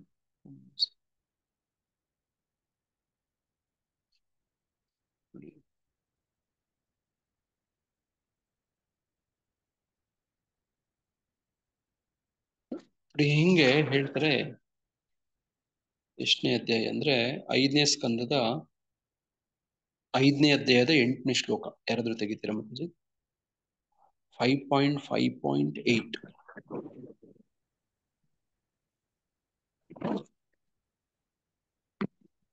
ಹರೇ ಕೃಷ್ಣ. ನೋಡಿ ಇಲ್ಲಿ ತರುಣ ತರುಣಿಯರ ಭೇಟಿ ಆಗುತ್ತದೆ, ಅವಳನ್ನು ನೋಡುವ. ಹರೇ ಕೃಷ್ಣ. ಓದ್ಲಾ ಪ್ರಭುಜಿ? ಅನುವಾದ ಓದ್ಲಾ ಪ್ರಭುಜಿ? ಸ್ತ್ರೀ ಪುರುಷರ ನಡುವಿನ ಶ್ಲೋಕ ಓದಿ. ಪುಂಸಾ ಸ್ತ್ರೀಯ ಮಿಥುನ್ನಿ ಭಾವಾಂ ಏತಂ ತಯೋ ಮಿತ ಹೃದಯ ಗ್ರಂಥಿಂ ಅಹೋ ಅತ ಗೃಹ ಕ್ಷೇತ್ರ ಸುತ ಆಪ್ತ ವಿದ್ಯೈ ಜನಸ್ಯ ಮೋಹ ಆಯಂ ಅಹಂ ಮಮ ಇತಿ. ಅನುವಾದ: ಸ್ತ್ರೀ ಪುರುಷರ ನಡುವಿನ ಆಕರ್ಷಣೆಯು ಭೌತಿಕ ಅಸ್ತಿತ್ವದ ಮೂಲತತ್ವ. ಸ್ತ್ರೀ ಪುರುಷರ ಹೃದಯಗಳನ್ನು ಬೆಸೆಯುವ ಈ ತಪ್ಪು ಗ್ರಹಿಕೆಯ ಆಧಾರದ ಮೇಲೆ ವ್ಯಕ್ತಿಯು ತನ್ನ ದೇಹ, ಮನೆ, ಸ್ವತ್ತು, ಮಕ್ಕಳು, ಬಾಂಧವರು ಮತ್ತು ಸಂಪತ್ತು ಇವುಗಳಿಂದ ಆಕೃಷ್ಟನಾಗುತ್ತಾನೆ. ಈ ಪ್ರಕಾರವಾಗಿ ವ್ಯಕ್ತಿಯು ಜೀವನದ ಮೋಹಗಳನ್ನು ಬೆಳೆಸಿಕೊಳ್ಳುತ್ತಾನೆ ಮತ್ತು ನಾನು ಮತ್ತು ನನ್ನದು ಎಂಬಾಗಿ ಭಾವಿಸುತ್ತಾನೆ. ಹರೇ ಕೃಷ್ಣ ಪ್ರಭುಜಿ. ಕೃಷ್ಣ. ನೋಡಿ ಇಲ್ಲಿಂದ ಪ್ರಾರಂಭ ಆಗುತ್ತೆ ಭೌತಿಕ ಪ್ರಪಂಚದ ಬದ್ಧ ಸ್ಥಿತಿ ಬಂಧನ. ನೋಡಿ ಅದನ್ನು ಪ್ರಭುಪಾದರು ಹೇಳ್ತಿದ್ದಾರೆ ಭಾವಾರ್ಥದಲ್ಲಿ. ತರುಣ ತರುಣಿಯರ ಭೇಟಿಯಾಗುತ್ತದೆ, ಅವಳನ್ನು ನೋಡುವಂತೆ ಮುಟ್ಟುವಂತೆ ಕೂಡುವಂತೆ ತರುಣನನ್ನು ಇಂದ್ರಿಯಗಳು ದೂಡುತ್ತವೆ. ಪ್ರಾರಂಭದಲ್ಲಿ ಇದು ಇಂದ್ರಿಯಗಳಿಗೆ ಬಹು ಸಂತೋಷವನ್ನು ಕೊಡಬಹುದು, ಆದರೆ ಕಡೆಯಲ್ಲಿ ಅಥವಾ ಸ್ವಲ್ಪ ಸಮಯದ ಅನಂತರ ಇದು ವಿಷ ಸಮನವಾಗುತ್ತದೆ. ಅವರು ಬೇರೆ ಬೇರೆಯಾಗುತ್ತಾರೆ ಅಥವಾ ವಿವಾಹ ವಿಚ್ಛೇದನವಾಗುತ್ತದೆ, ಗೋಳಾಟ ದುಃಖ ಎಲ್ಲ ಆಗುತ್ತವೆ. ಇಂತಹ ಸುಖವು ಯಾವಾಗಲೂ ರಾಜಸವಾದದ್ದು. ಇಂದ್ರಿಯಗಳು ಮತ್ತು ಇಂದ್ರಿಯಗಳ ವಸ್ತುಗಳ ಸಂಯೋಗದಿಂದ ಪಡೆಯುವ ಸುಖವು ಯಾವಾಗಲೂ ದುಃಖಕರವಾದದ್ದು. ಎಲ್ಲ ರೀತಿಗಳಿಂದಲೂ ಅದನ್ನು ತಪ್ಪಿಸಿಕೊಳ್ಳಬೇಕು. 5ನೇ ಅಧ್ಯಾಯದ 22ನೇ ಶ್ಲೋಕ, 23ನೇ ಶ್ಲೋಕ ಅಲ್ಲಿಂದ ಓದಿದ್ವಿ ಈಗ ಅಲ್ವಾ. ನೋಡಿ ಇದೇ ಮಾತನ್ನ ಇಲ್ಲಿ ಪ್ರಭುಪಾದರು ಹೇಳ್ತಾರೆ. ನೋಡಿ 5ನೇ ಅಧ್ಯಾಯದ 22ನೇ ಶ್ಲೋಕದಲ್ಲಿ ಹೇಳ್ತಾರೆ ಹೀಗೆ. ನೋಡಿ ಹಂಗೆ 39ನೇ ಶ್ಲೋಕ. ಯದಾಗ್ರೇ ಚಾನುಬಂಧೆ ಚ ಸುಖಂ ಮೋಹನಂ ಆತ್ಮನಃ ನಿದ್ರಾಲಸ್ಯ ಪ್ರಮಾದೋತ್ತಂ ತತ್ತಾಮಸ್ಸಮುದಾಹೃತಂ. ಆತ್ಮ ಸಾಕ್ಷಾತ್ಕಾರಕ್ಕೆ ಕುರುಡಾದ, ಮೊದಲಿಂದ ಕಡೆಯವರೆಗೆ ಭ್ರಾಂತಿಯೇ ಆದ ನಿದ್ರೆ, ಸೋಮಾರಿತನ ಮತ್ತು ಮಾಯೆಯಿಂದ ಉದ್ಭವವಾಗುವ ಸುಖವನ್ನು ತಾಮಸಿಕ ಎಂದು ಹೇಳುತ್ತಾರೆ. ಭಾವಾರ್ಥದಲ್ಲಿ ಪ್ರಭುಪಾದರು ಹೇಳ್ತಾರೆ, ಆಲಸ್ಯದಲ್ಲಿ ಮತ್ತು ನಿದ್ರೆಯಲ್ಲಿ ಸಂತೋಷ ಪಡುವವನದು ನಿಶ್ಚಯವಾಗಿಯೂ ತಾಮಸ ಗುಣ. ಹೀಗೆ ಕರ್ಮವನ್ನು ಮಾಡಬೇಕು, ಹೇಗೆ ಮಾಡಬಾರದು ಎನ್ನುವುದನ್ನು ತಿಳಿಯದವನದು ತಾಮಸ ಗುಣ. ತಾಮಸ ಗುಣದವನಿಗೆ ಎಲ್ಲವೂ ಮಾಯೆಯೇ.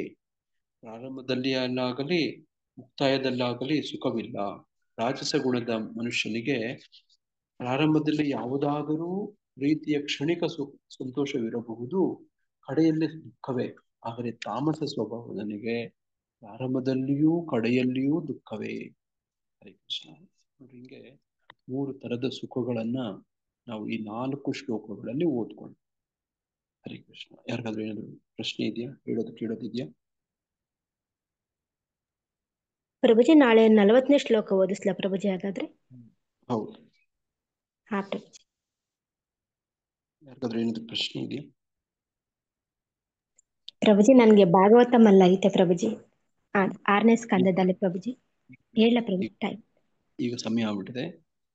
ಹೇಳಿ ಮಾತಾಜಿ. ಇರು 1 ನಿಮಿಷ ತಡೀರಿ.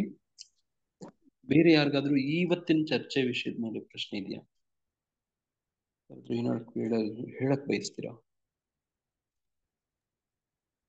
ಹೌದು ಪ್ರಭುಜಿ.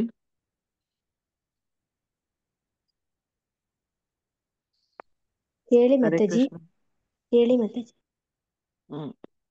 ಭೌತಿಕ ಪ್ರಪಂಚದಲ್ಲಿ ಅದು ಒಂದು ಕಾನ್ಸೆಪ್ಟ್ ಹೇಳಿದ್ರಲ್ಲ, ಅತ್ತೆ ಸೊಸೆ ಅಥವಾ ಯಾವತ್ತಿದ್ರೂ ವಿರುದ್ಧನೇ ಸಿಗುತ್ತೆ ಹೆಚ್ಚಿಗೆ.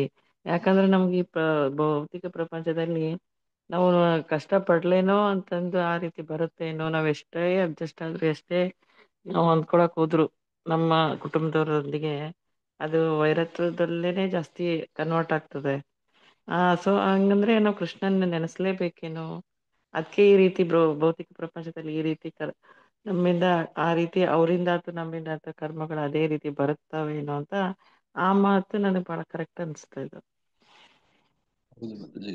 ನೋಡಿ ಹಿಂಗೆ ನಾವು ಅನ್ವಯಿಸ್ಕೋಬೇಕು, ನಮ್ಮ ಬದುಕಲ್ಲಿ ಆಗ್ತಿರೋದಕ್ಕೆ ಹೋಲಿಸ್ಕೋಬೇಕು. ನೋಡಿ ಪ್ರಭುಪಾದರಿಗೆ ಅವರ ಅಪ್ಪ ಆ ತರ ಬುದ್ಧಿ ಹೇಳ್ತಾರೆ. ನೋಡಿ ಇದು ಒಬ್ಬೊಬ್ರು ಒಂದೊಂದ್ ತರ ಸಂಬಂಧಗಳು ಒಂದೇ ತರದ್ದೇ ಇರೋದಿಲ್ಲ, ಅಥವಾ ಒಂದೊಂದ್ ಸ್ವಲ್ಪ ವ್ಯತ್ಯಾಸಗಳಿರ್ತವೆ. ಬಟ್ ಎಲ್ಲಾರ ಮನೆ ದೋಸೆನೂ ತೂತೆ ಅಂತ ಹೇಳೋದು ನಿಜ ನಿಮ್ಗೆ ಅಲ್ವಾ? ಎಲ್ಲರ ಮನೇನು 100ಕ್ಕೆ 100 ಸತ್ಯ ಪ್ರಭುಜಿ. ನೋಡಿ ಹಂಗೆ ನಾವು ಏನ್ ಮಾಡ್ಬೇಕು ಅಂದ್ರೆ ಕೃಷ್ಣನ ಪಾದದ ಆಶ್ರಯ ತಗೊಂಡ್ಬಿಡ್ಬೇಕು. ನೋಡಿ ಇಲ್ಲಿ ಧರ್ಮ ನೋಡಿ ಇಲ್ಲಿ ಹೇಳ್ಕೊಡ್ತಿರೋ ತರ ಪ್ರಭುಪಾದರು ಅವ್ರ ಭಾವಾರ್ಥದಲ್ಲಿ ನೋಡಿ ಅನುವಾದದಲ್ಲಿ ಹೇಳ್ತಿರೋದನ್ನ ಅಭ್ಯಾಸ ಮಾಡಕ್ ಶುರು ಮಾಡ್ಬೇಕು. ಇನ್ನು ಬಾಕಿ ನಮ್ ಕರ್ತವ್ಯ ಅಂತ ಮಾಡ್ಬೇಕು. ಎಲ್ಲಾನು ಕರ್ತವ್ಯ ಮಾಡ್ಬೇಕು, ಫಲಕ್ಕೆ ಅಂಟ್ಕೋಬಾರ್ದು. ನೋಡಿ ಆ ತರದ್ ಇದು ಬದುಕುವ ಕಲೆ. ನೋಡಿ ಇದೊಂದೇ ದಾರಿ.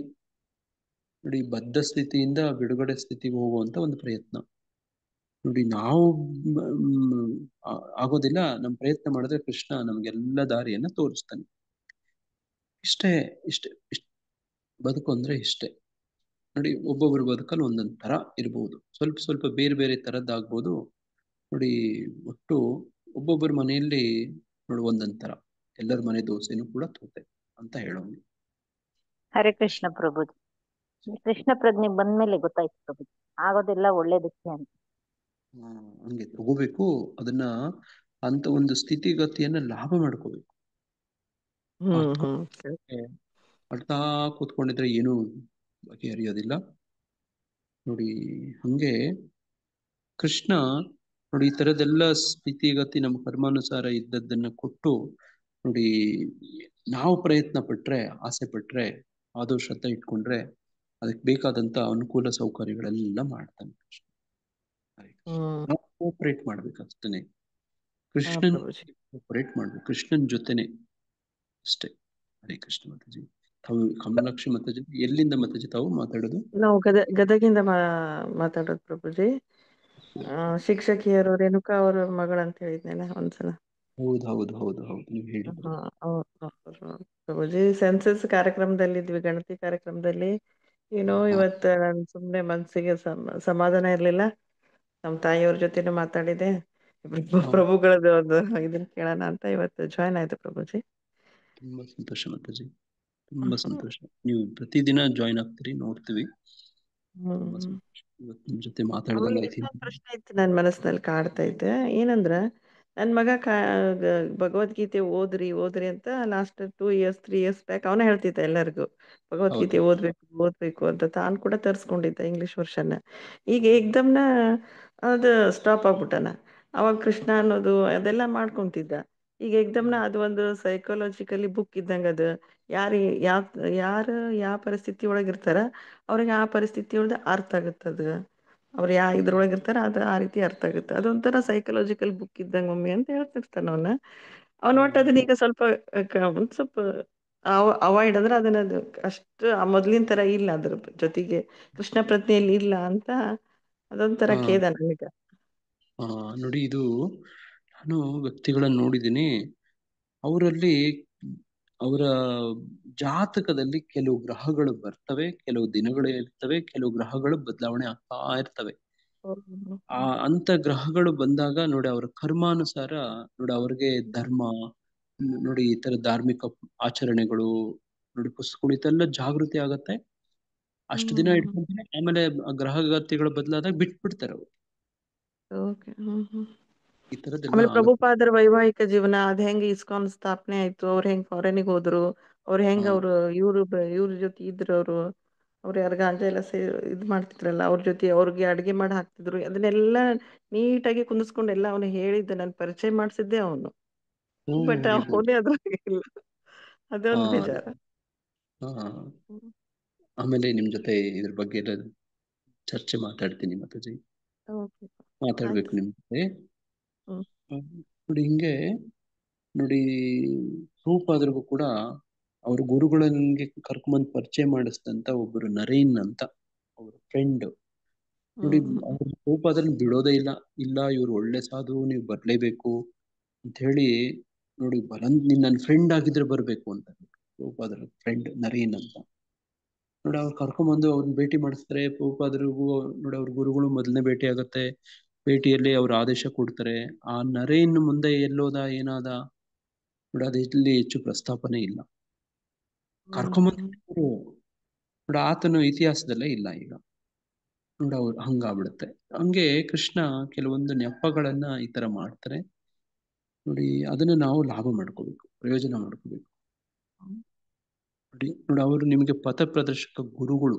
ನಿಮ್ಮ ಅವರು ಆಸಕ್ತಿ ಕಡಿಮೆ ಮಾಡ್ಕೊಂಡಿರ್ಬಹುದು. ನೋಡಿ ಅದರಿಂದ ಅವ್ರಿಗೂ ಒಂದು ಲಾಭ ಇದೆ. ನೀವು ಇದ್ರ ಪ್ರಯೋಜನ ಪಡ್ಕೊಳ್ಳುವಂತ, ಗಂಭೀರವಾಗಿ ತಗೊಳ್ಳೋಂಥದ್ದು ಮಾಡಿ. ನೋಡಿ ಅಲ್ಲಿ ಗದಗಲ್ಲಿ ನಂಜಮ್ಮ ಮಾತಾಜಿ ಅವರೆಲ್ಲ ಇದ್ದಾರೆ. ಹೌದು, ಅವ್ರು ಭಾರಿ ಟ್ಯಾಲೆಂಟ್. ಅವ್ರದ್ದು ಇದನ್ನು ಚೆನ್ನಾಗಿದೆ ಸರ್. ಅವ್ರದ್ದು ವ್ಯಕ್ತಿತ್ವದಿಂದ ಹಿಡಿದು ಅವರಲ್ಲಿರುವ ಒಂದು ನೆನಪಿನ ಶಕ್ತಿ, ಏಕಾಗ್ರತೆ, ಅವ್ರು ಎಂತದೇ ಪರಿಸ್ಥಿತಿಯಲ್ಲಿ ಇದ್ರು ಅದ್ರಲ್ಲಿ ಜಾಯಿನ್ ಆಗೋದು, ಅವ್ರು ಆ ಕಾರ್ಯಕ್ರಮದಲ್ಲಿ ಭಾಗವಹಿಸೋದು ಅದು ಭಾರಿ ಅವರು ತಮ್ಮ ಶಕ್ತಿ ಮೀರಿ ಅದು ದೈವ ಸಂಕಲ್ಪದಿಂದ ಬಂದಿದೆ ಏನೋ ಗೊತ್ತಿಲ್ಲ. ಅವರು ತಮ್ಮ ಡ್ಯೂಟಿಯಲ್ಲಿ ಇದ್ರು ಕೂಡ ಬಹಳ ಚೆನ್ನಾಗಿ ವರ್ಕ್ ಮಾಡ್ತಾರೆ ಅಂತ ನಮ್ಮ ತಾಯರು ಬಹಳ ಹೇಳ್ತಾರೆ ಅವ್ರ ಬಗ್ಗೆ. ಹೌದು ಮಾತಾಜಿ. ನೋಡಿ ಅವರು ಹ್ಮ್. ಸ್ಕೂಲ್ ಗಳಿಗೆಲ್ಲ ಪ್ರಚಾರ ಮಾಡ್ತಾರೆ, ಟಾಕ್ ಹೌದು ಹೌದು ಮಾಡ್ತಾರೆ. ಆರೋಗ್ಯ ನೋಡಿ ಇಲಾಖೆಯಲ್ಲಿ ಇದ್ಕೊಂಡು ಅಷ್ಟು ಚೆನ್ನಾಗಿ ಪಾಲ್ಗೊಳ್ತಾರ ಅವರು. ಅವ್ರದ್ದು ಒಂದ್ 10% ಒಂದ್ 10 ಇದನ್ನ ಆಶೀರ್ವಾದ ಆದ್ರೆ ಸಾಕು ನಂಗೆ ಈ ವರ್ಷ. ನೀವೆಲ್ಲ ಒಂದ್ ಜೊತೆ ಆಗಿ. ಮತ್ತೆ ಹ್ಮ್. ಗದಗಲ್ಲಿ ಗೌರಾಂಗಿ ಮಾತಾಜಿ ಅಂತ ನೋಡಿ ಹ್ಮ್ ಇದ್ದಾರೆ. ಹ್ಮ್ ಅವರು ಹೌದು ಕಾರ್ಯಕ್ರಮಗಳೆಲ್ಲ ಮಾಡ್ತಾರೆ ನೋಡಿ. ಮಾಡ್ತಾರೆ. ಮಾತಾಜಿ ಇವರೆಲ್ಲ ಅವ್ರ ಒಟ್ಟಿಗೆ ಎಲ್ಲ ಮಾಡ್ತಾರೆ. ಹೋಗಿದ್ವಿ ಮೊನ್ನೆ ಜನ್ಮಾಷ್ಟಮಿಗೆ ಹೋಗಿದ್ವಿ ಎಲ್ಲ ಬಹಳ ಚೆನ್ನಾಗಿ ನೋಡಿ ನಡ್ಸ್ಕೊಡ್ತಾರೆ ಪ್ರಭುಜಿ. ನೀವೆಲ್ಲ ಗುಂಪಿಗೆ ಸೇರ್ಕೊಂಡಾಗ ಆದೋಷದ ನಿಮ್ಗಿದೆ. ಈಗ ಸಾಧು ಸಂಘ ಮಾಡ್ಬೇಕೀಗ. ಹ್ಮ್ ಇಂಥವ್ರ ಗುಂಪಿಗೆ ಹೋಗ್ರಿ, ಅಲ್ಲಿ ಹೋಗಿ ಏನಾದ್ರು ಸೇವೆ ಮಾಡಿ. ಆದೋಸದ ಸಾಧು ಸಂಘ ಅಲ್ಲಿ ಹೋದಾಗ ಭಜನ ಕ್ರಿಯೆ ನೋಡಿ, ಅನರ್ಥ ನಿವೃತ್ತಿಗಳೆಲ್ಲ ಹೋಗ್ತವೆ ಈಗ. ನೋಡಿ ಅನರ್ಥ ನಿವೃತ್ತಿ ಎಲ್ಲ. ಆಮೇಲೆ ನಿಮಗೆ ನೋಡಿ ನಿಷ್ಠೆ ಬರುತ್ತೆ, ರುಚಿ ಬರುತ್ತೆ, ಆಸಕ್ತಿ ಬರುತ್ತೆ ನೋಡಿ. ಆಮೇಲೆ ಬಿಡೋದಿಲ್ಲ. ಭಾವ ಅಂತ, ಪ್ರೇಮ ಅಂತ ನೋಡಿ, ಅದು ಬದುಕಿನ ಪರಿಪೂರ್ಣತೆ ನೋಡಿ. ಇವೆಲ್ಲ ಬೇರೆ ಬೇರೆ ಹಂತ ನೋಡಿ. ಈ ತರ ಪ್ರಯತ್ನ ಮಾಡಿ ಮಾತಾಜಿ, ತುಂಬಾ ಒಳ್ಳೇದಾಗ್ತದೆ. ಹರೇ ಕೃಷ್ಣ. ಹರೇ ಕೃಷ್ಣ. ಹರೇ ಕೃಷ್ಣ ಪ್ರಭುಜಿ. ಇಂತಹ ಪರಿಸ್ಥಿತಿಗಳೆಲ್ಲ ಕೃಷ್ಣ ನಮಗೆ ಕೊಡೋದು ಅದೇ ಹೆಚ್ಚಿನ ಲಾಭ ತಗೋಬೇಕಲ್ಲ ಪ್ರಭುಜಿ. ಬಹಳ ಲಾಭ ಇರುತ್ತೆ ಅದ್ರಲ್ಲಿ ಆಕ್ಚುಲಿ.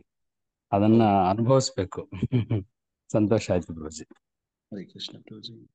ಕೃಷ್ಣ ನೋಡಿ, ಕುಂತಿ ಮಹಾರಾಣಿ ಕೂಡ ಪ್ರಾರ್ಥನೆ ಮಾಡ್ಕೊತಾರೆ. ಅಯ್ಯೋ ನಾವೆಲ್ಲ ಹಂಗ್ ಮಾಡ್ಕೊಳಕ್ ಆಗಲ್ಲ, ಮಾಡಕ್ ಹೋಗ್ಬೇಡಿ, ಮತ್ತೆ ಮತ್ತೆ ಕಷ್ಟಗಳು ಕೊಡು ಕೃಷ್ಣ ಅಂತ ನೋಡಿ ಕುಂತಿ ಮಹಾರಾಣಿ ಪ್ರಾರ್ಥನೆ ಮಾಡ್ಕೊತಾಳೆ. ನಾವು ಆಕೆಯನ್ನ ಅನುಕರಣೆ ಮಾಡೋದು ಬೇಡ ನೋಡಿ, ಆ ಅನುಸರಣೆ ಮಾಡುವಂತ ಪ್ರಯತ್ನ ಮಾಡಬಹುದೇನೋ. ಅದೇ ಮತ್ತೆ ಮತ್ತೆ ನಮಗೆ ಕಷ್ಟಗಳು ಕೊಡು ಕೃಷ್ಣ ಅಂತ ಪ್ರಾರ್ಥನೆ ಮಾಡ್ಕೋಬಹುದಾ ನಾವೆಲ್ಲರೂ? ಬೇಡ ಬೇಡ. ಕೃಷ್ಣ ಪ್ರಜ್ಞೆ ಬಿಟ್ಟು ಹೊಡೋಗ್ಬಿಡ್ತೀವಿ ಆಮೇಲೆ ನೋಡಿ. ಹಂಗೆ ನೋಡಿ, ಬಂದ ಕಷ್ಟಗಳನ್ನ ಆ ತರ ಭಾವಿಸಿ ತಗೊಳ್ಳೋಣ ಹೊರತು ಕಷ್ಟಗಳು ಕೊಡು ಅಂತ ಕೇಳೋದು ಬೇಡ ನೋಡಿ. ಅಷ್ಟು ಸಹನೆ ಶಕ್ತಿ ಎಲ್ಲ ಇಲ್ಲ, ನನಗಂತೂ ಇಲ್ಲ ನೋಡಿ. ಏನಂದ್ರೆ ಅದನ್ನ ಪ್ರೇರಣೆ ಪಡ್ಕೊಂಡು ಕಷ್ಟ ಬಂದದ್ದನ್ನ ನೋಡಿ ಆ ತರ ಭಾವ ತಗೋಬಹುದು ನೋಡಿ. ಹರೇ ಕೃಷ್ಣ. ಮತ್ತೆ ಏನಾದ್ರು ಹೇಳೋದಿದ್ಯಾ? ಹರೇ ಕೃಷ್ಣ ಪ್ರಭುಜಿ. ಹರೇ ಕೃಷ್ಣ. ಅದು ಒಂದು ನಾಮಭೋಗಿಗಳು, ಅದು ಸ್ವಲ್ಪ ಹೇಳ್ತೀರಾ ಪ್ರಭುಜಿ? ನೋಡಿ, ನಾಮ ಭೋಗಿ ಅಂದ್ರೆ ಭಕ್ತರು ಹರೇ ಕೃಷ್ಣ ಮಹಾಮಂತ್ರ ಜಪಿಸ್ತಾರೆ. ಅದು ಜಪಿಸ್ತಾ ಇದ್ದಾಗ ಅವ್ರಿಗೆ ದಿವ್ಯಾನಂದ ಸಿಗುತ್ತೆ. ಅವರು ಯಾವ ಮಟ್ಟಕ್ಕೆ ಆ ನಾಮ ಭೋಗದಲ್ಲಿ ಅಡಿಕ್ಷನ್ ಆಗ್ತಾರೆ ಅಂತಂದ್ರೆ, ಐ ಆಮ್ ದ ಎಂಜಾಯರ್ ಅಂತ ಜಪ ಮಾಡ್ತಿರ್ತಾರೆ ನೋಡಿ. ಅದನ್ನ ಜಪಿಸ್ತಾರೆ, ಖುಷಿ ಮಜಾ ಮಜಾ ಬರುತ್ತೆ. ಇನ್ನು ಜಪಿಸ್ತಾರೆ, ಇನ್ನು ಮಜಾ ಬರುತ್ತೆ. ಇನ್ನು ಜಪಿಸ್ತಾರೆ, ಇನ್ನು ಮಜಾ ಬರುತ್ತೆ. ಕೃಷ್ಣ ನೋಡಿ ಅದರ ಪ್ರಾರ್ಥನೆ ನಿನ್ನೆ ಪ್ರಭುಜಿ ಅವರು ಹೇಳ್ತಿದ್ರು, ಹರೇ ಕೃಷ್ಣ ಮಂತ್ರದ ಅರ್ಥ ಏನು ಅಂತ ನೋಡಿ. ಅದರಲ್ಲಿ ಏನ್ ಪ್ರಾರ್ಥನೆ ಆಗಿರ್ಬೇಕು ನಮ್ದು? ನನ್ನನ್ನು ಕೃಷ್ಣನ ಸೇವೆಗೆ ತೊಡಗಿಸ್ಬೇಕಂತೇಳಿ ಆ ಭಾವನೆ ಇರ್ಬೇಕು ನನ್ಗೆ.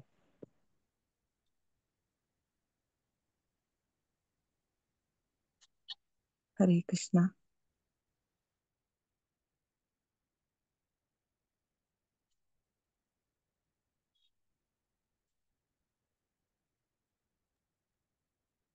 ಹೌದು ಮಾತಾಜಿ. ಹಂಗೆ ನಿಮ್ ಸೇವೆಯಲ್ಲಿ ತೊಡಗಿಸುವಂತ ನಮ್ಮ ಪ್ರಾರ್ಥನೆ ಆಗ್ಬೇಕು ಹೊರತು ನಮ್ಮನ್ನ ಕೃಷ್ಣ ನಮ್ಮ ಸೇವೆಗಳಿಂದ ನಮ್ಮನ್ನ ಭೋಗಿಸ್ಬೇಕು ಅಂತ ಪ್ರಾರ್ಥನೆ ಆಗ್ಬೇಕು ಹೊರತು ನಾನು ಕೃಷ್ಣ ನಾಮನ ಎಂಜಾಯ್ ಮಾಡ್ತಿದ್ದೀನಿ ಅಂತ ಭಾವದಲ್ಲಿ ಜಪಿಸಬಾರದು. ಹರೇ ಕೃಷ್ಣ ನಾಮ ಜಪಿಸಿದಾಗ ನಮ್ಗೆ ಆನಂದ ಸಿಗುತ್ತೆ. ಭಗವಂತ ನಾಮ ಜಪಿಸಿದಾಗ ಆನಂದ ಸಿಗುತ್ತೆ. ಮತ್ತೆ ಕಷ್ಟಗಳೆಲ್ಲ ಪರಿಹಾರ ಆಗ್ತವೆ ನೋಡಿ. ಈ ತರದೆಲ್ಲ ಮೆಮೊರಿ ಪವರ್ ಇನ್ಕ್ರೀಸ್ ಆಗುತ್ತೆ ನೋಡಿ. ಇವೆಲ್ಲ ಸಿಗ್ತವೆ. ಆದ್ರೆ ಅದಕ್ಕೋಸ್ಕರ ಅಲ್ಲ ಅದನ್ನ ಜಪಿಸೋದು. ನಾಮ ಭೋಗಿ ಅಂತ ನನಗೆ ಸಿಗುತ್ತೆ ಅಂತ ನಾನು ಜಪ ಮಾಡೋದಲ್ಲ. ನಾನು ಕೃಷ್ಣನ ಭೋಗಕ್ಕೆ ನಾನು ಬದುಕು, ನನ್ನನ್ನು ಭಕ್ತಿ ತೊಡಗಿಸ್ಕೊಂಡು. ಧನ್ಯವಾದ. ಹರೇ ಕೃಷ್ಣ. ಶ್ವೇತಾ ಮಾತಾಜಿ ಕಾರ್ಯಕ್ರಮವನ್ನು ನಡೆಸ್ತೀರಾ? ಪ್ರಭುಜಿ. ಹರೇ ಕೃಷ್ಣ ಪ್ರಭುಜಿ. ಎಲ್ಲರಿಗೂ ಧನ್ಯವಾದಗಳು. ಎಲ್ಲರೂ ಕಾರ್ಯಕ್ರಮ ಹಂಗೆ ಮುಂದುವರಿಯಿರಿ. ನಾನು ಕಾರ್ಯಕ್ರಮದಲ್ಲೇ ಇರ್ತೇನೆ. ಧನ್ಯವಾದ ಪ್ರಭು. ಹರೇ ಕೃಷ್ಣ. ಪ್ರಭುಜಿ ಮಾತಾಜಿ ಯಾವ್ದಾದ್ರು ವಿಶೇಷ ದಿನಗಳಿದಾವ ಇವತ್ತು? ಹರೇ ಕೃಷ್ಣ. ಥ್ಯಾಂಕ್ ಯು ಪ್ರಭುಜಿ. ಹರೇ ಕೃಷ್ಣ. ಹರೇ ಕೃಷ್ಣ. ಯಾವುದು ಏನು ಇಲ್ಲ ಅಂತಂದ್ರೆ ನಾವೆಲ್ಲರ ಆರೋಗ್ಯಕ್ಕಾಗಿ ಎಲ್ಲರೂ ಈ ಕೃಷ್ಣ ಭಕ್ತಿಯಲ್ಲಿ ಹೀಗೆ ಉಳ್ಕೊಂಡು ಮುಂದಕ್ಕೆ ಚೆನ್ನಾಗಿ ಭಕ್ತಿ ಸೇವೆ ಮಾಡ್ಲಿ ಅಂತಂದು ನಾವು 3 ಸತಿ ಹರೇ ಕೃಷ್ಣ ಮಾಮಂತ್ರ ಹೇಳೋಣ. ಮಾತಾಜಿ ಪ್ರಭುಜಿ ಎಲ್ಲರೂ ಅನ್ಮ್ಯೂಟ್ ಮಾಡ್ಕೊಂಡು 3 ಸತಿ ಹರೇ ಕೃಷ್ಣ ಮಾಮಂತ್ರ. ಹರೇ ಕೃಷ್ಣ ಹರೇ ಕೃಷ್ಣ ಕೃಷ್ಣ ಕೃಷ್ಣ ಕೃಷ್ಣ ಹರೇ ಕೃಷ್ಣ ಹರೇ ಹರೇ ಹರೇ ರಾಮ ಹರೇ ಹರೇ ರಾಮ ರಾಮ ಹರೇ ರಾಮ ರಾಮ ರಾಮ ರಾಮ ಹರೇ ರಾಮ ಹರೇ ಹರೇ ಹರೇ ಹರೇ ಕೃಷ್ಣ ಹರೇ ಹರೇ ಹರೇ ಕೃಷ್ಣ ಕೃಷ್ಣ ಕೃಷ್ಣ ಹರೇ ಹರೇ ಹರೇ ಕೃಷ್ಣ ಹರೇ ರಾಮ ಕೃಷ್ಣ ಹರೇ ರಾಮ ಹರೇ ರಾಮ ಹರೇ ರಾಮ ಹರೇ ಹರೇ ಹರೇ ರಾಮ ಕೃಷ್ಣ ಹರೇ ಹರೇ ಕೃಷ್ಣ ರಾಮ ಹರೇ ರಾಮ ಕೃಷ್ಣ ರಾಮ ಹರೇ ಹರೇ ಹರೇ ಹರೇ ರಾಮ ಹರೇ ಹರೇ ರಾಮ ಕೃಷ್ಣ ರಾಮ ಹರೇ ರಾಮ ಹರೇ ಹರೇ ಕೃಷ್ಣ ಕೃಷ್ಣ ಹರೇ ಹರೇ ಹರೇ ಹರೇ ಹರೇ ಹರೇ ಹರೇ ಹರೇ ಹರೇ ರಾಮ ರಾಮ ಹರೇ ಹರೇ ರಾಮ ರಾಮ ರಾಮ ರಾಮ ರಾಮ ಹರೇ ರಾಮ ಹರೇ ಹರೇ ಹರೇ ಕೃಷ್ಣ ಹರೇ ಕೃಷ್ಣ ಕೃಷ್ಣ ಕೃಷ್ಣ ಹರೇ ಹರೇ ರಾಮ ಹರೇ ರಾಮ ರಾಮ ರಾಮ ಹರೇ ಹರೇ ಹರೇ ಕೃಷ್ಣ ಹರೇ ಹರೇ ರಾಮ ಕೃಷ್ಣ ಹರೇ ಕೃಷ್ಣ ರಾಮ ರಾಮ ಕೃಷ್ಣ ರಾಮ ಹರೇ ಹರೇ ಹರೇ ಹರೇ ಹರೇ ಕೃಷ್ಣ ಹರೇ ಕೃಷ್ಣ ಕೃಷ್ಣ ಹರೇ ಹರೇ ಹರೇ ಹರೇ ರಾಮ ರಾಮ ಹರೇ ರಾಮ ರಾಮ ರಾಮ ಹರೇ ಹರೇ ಹರೇ ಕೃಷ್ಣ ಹರೇ ಕೃಷ್ಣ ಕೃಷ್ಣ ಕೃಷ್ಣ ಹರೇ ಹರೇ ಹರೇ ರಾಮ ರಾಮ ರಾಮ ಹರೇ ಹರೇ. ಹರೇ ಕೃಷ್ಣ. ಹರೇ ಕೃಷ್ಣ ಮಾತಾಜಿ ಎಲ್ಲರಿಗೂ ಧನ್ಯವಾದಗಳು. ದಂಡೋತ್ ಪ್ರಣಾಮ. ಹರೇ ಕೃಷ್ಣ. ಈಗ ಕಾರ್ಯಕ್ರಮವನ್ನು ಮುಕ್ತಾಯ ಮಾಡೋಣ. ಕಾರ್ಯಕ್ರಮದಲ್ಲಿ ಭಾಗವಹಿಸಿದ ಎಲ್ಲಾ ವೈಷ್ಣವ ಭಕ್ತರಿಗೂ ಧನ್ಯವಾದಗಳು. ದಂಡೋತ್ ಪ್ರಣಾಮ. ವಾಂಛಾ ಕಲ್ಪತರುಭ್ಯಶ್ಚ ಕೃಪಾ ಸಿಂಧು ಭವೇವಚ ಪತಿತಾನಾಂ ಪಾವನೇಭ್ಯೋ ವೈಷ್ಣವೇಭ್ಯೋ ನಮೋ ನಮಃ. ಅನಂತ ಕೋಟಿ ವೈಷ್ಣವೃಂದ ಕಿ ಜೈ. ಶ್ರೀಲ ಪ್ರಭುಪಾದ್ ಕಿ ಜೈ. ಗುರು ಮಹಾರಾಜ್ ಕಿ ಜೈ.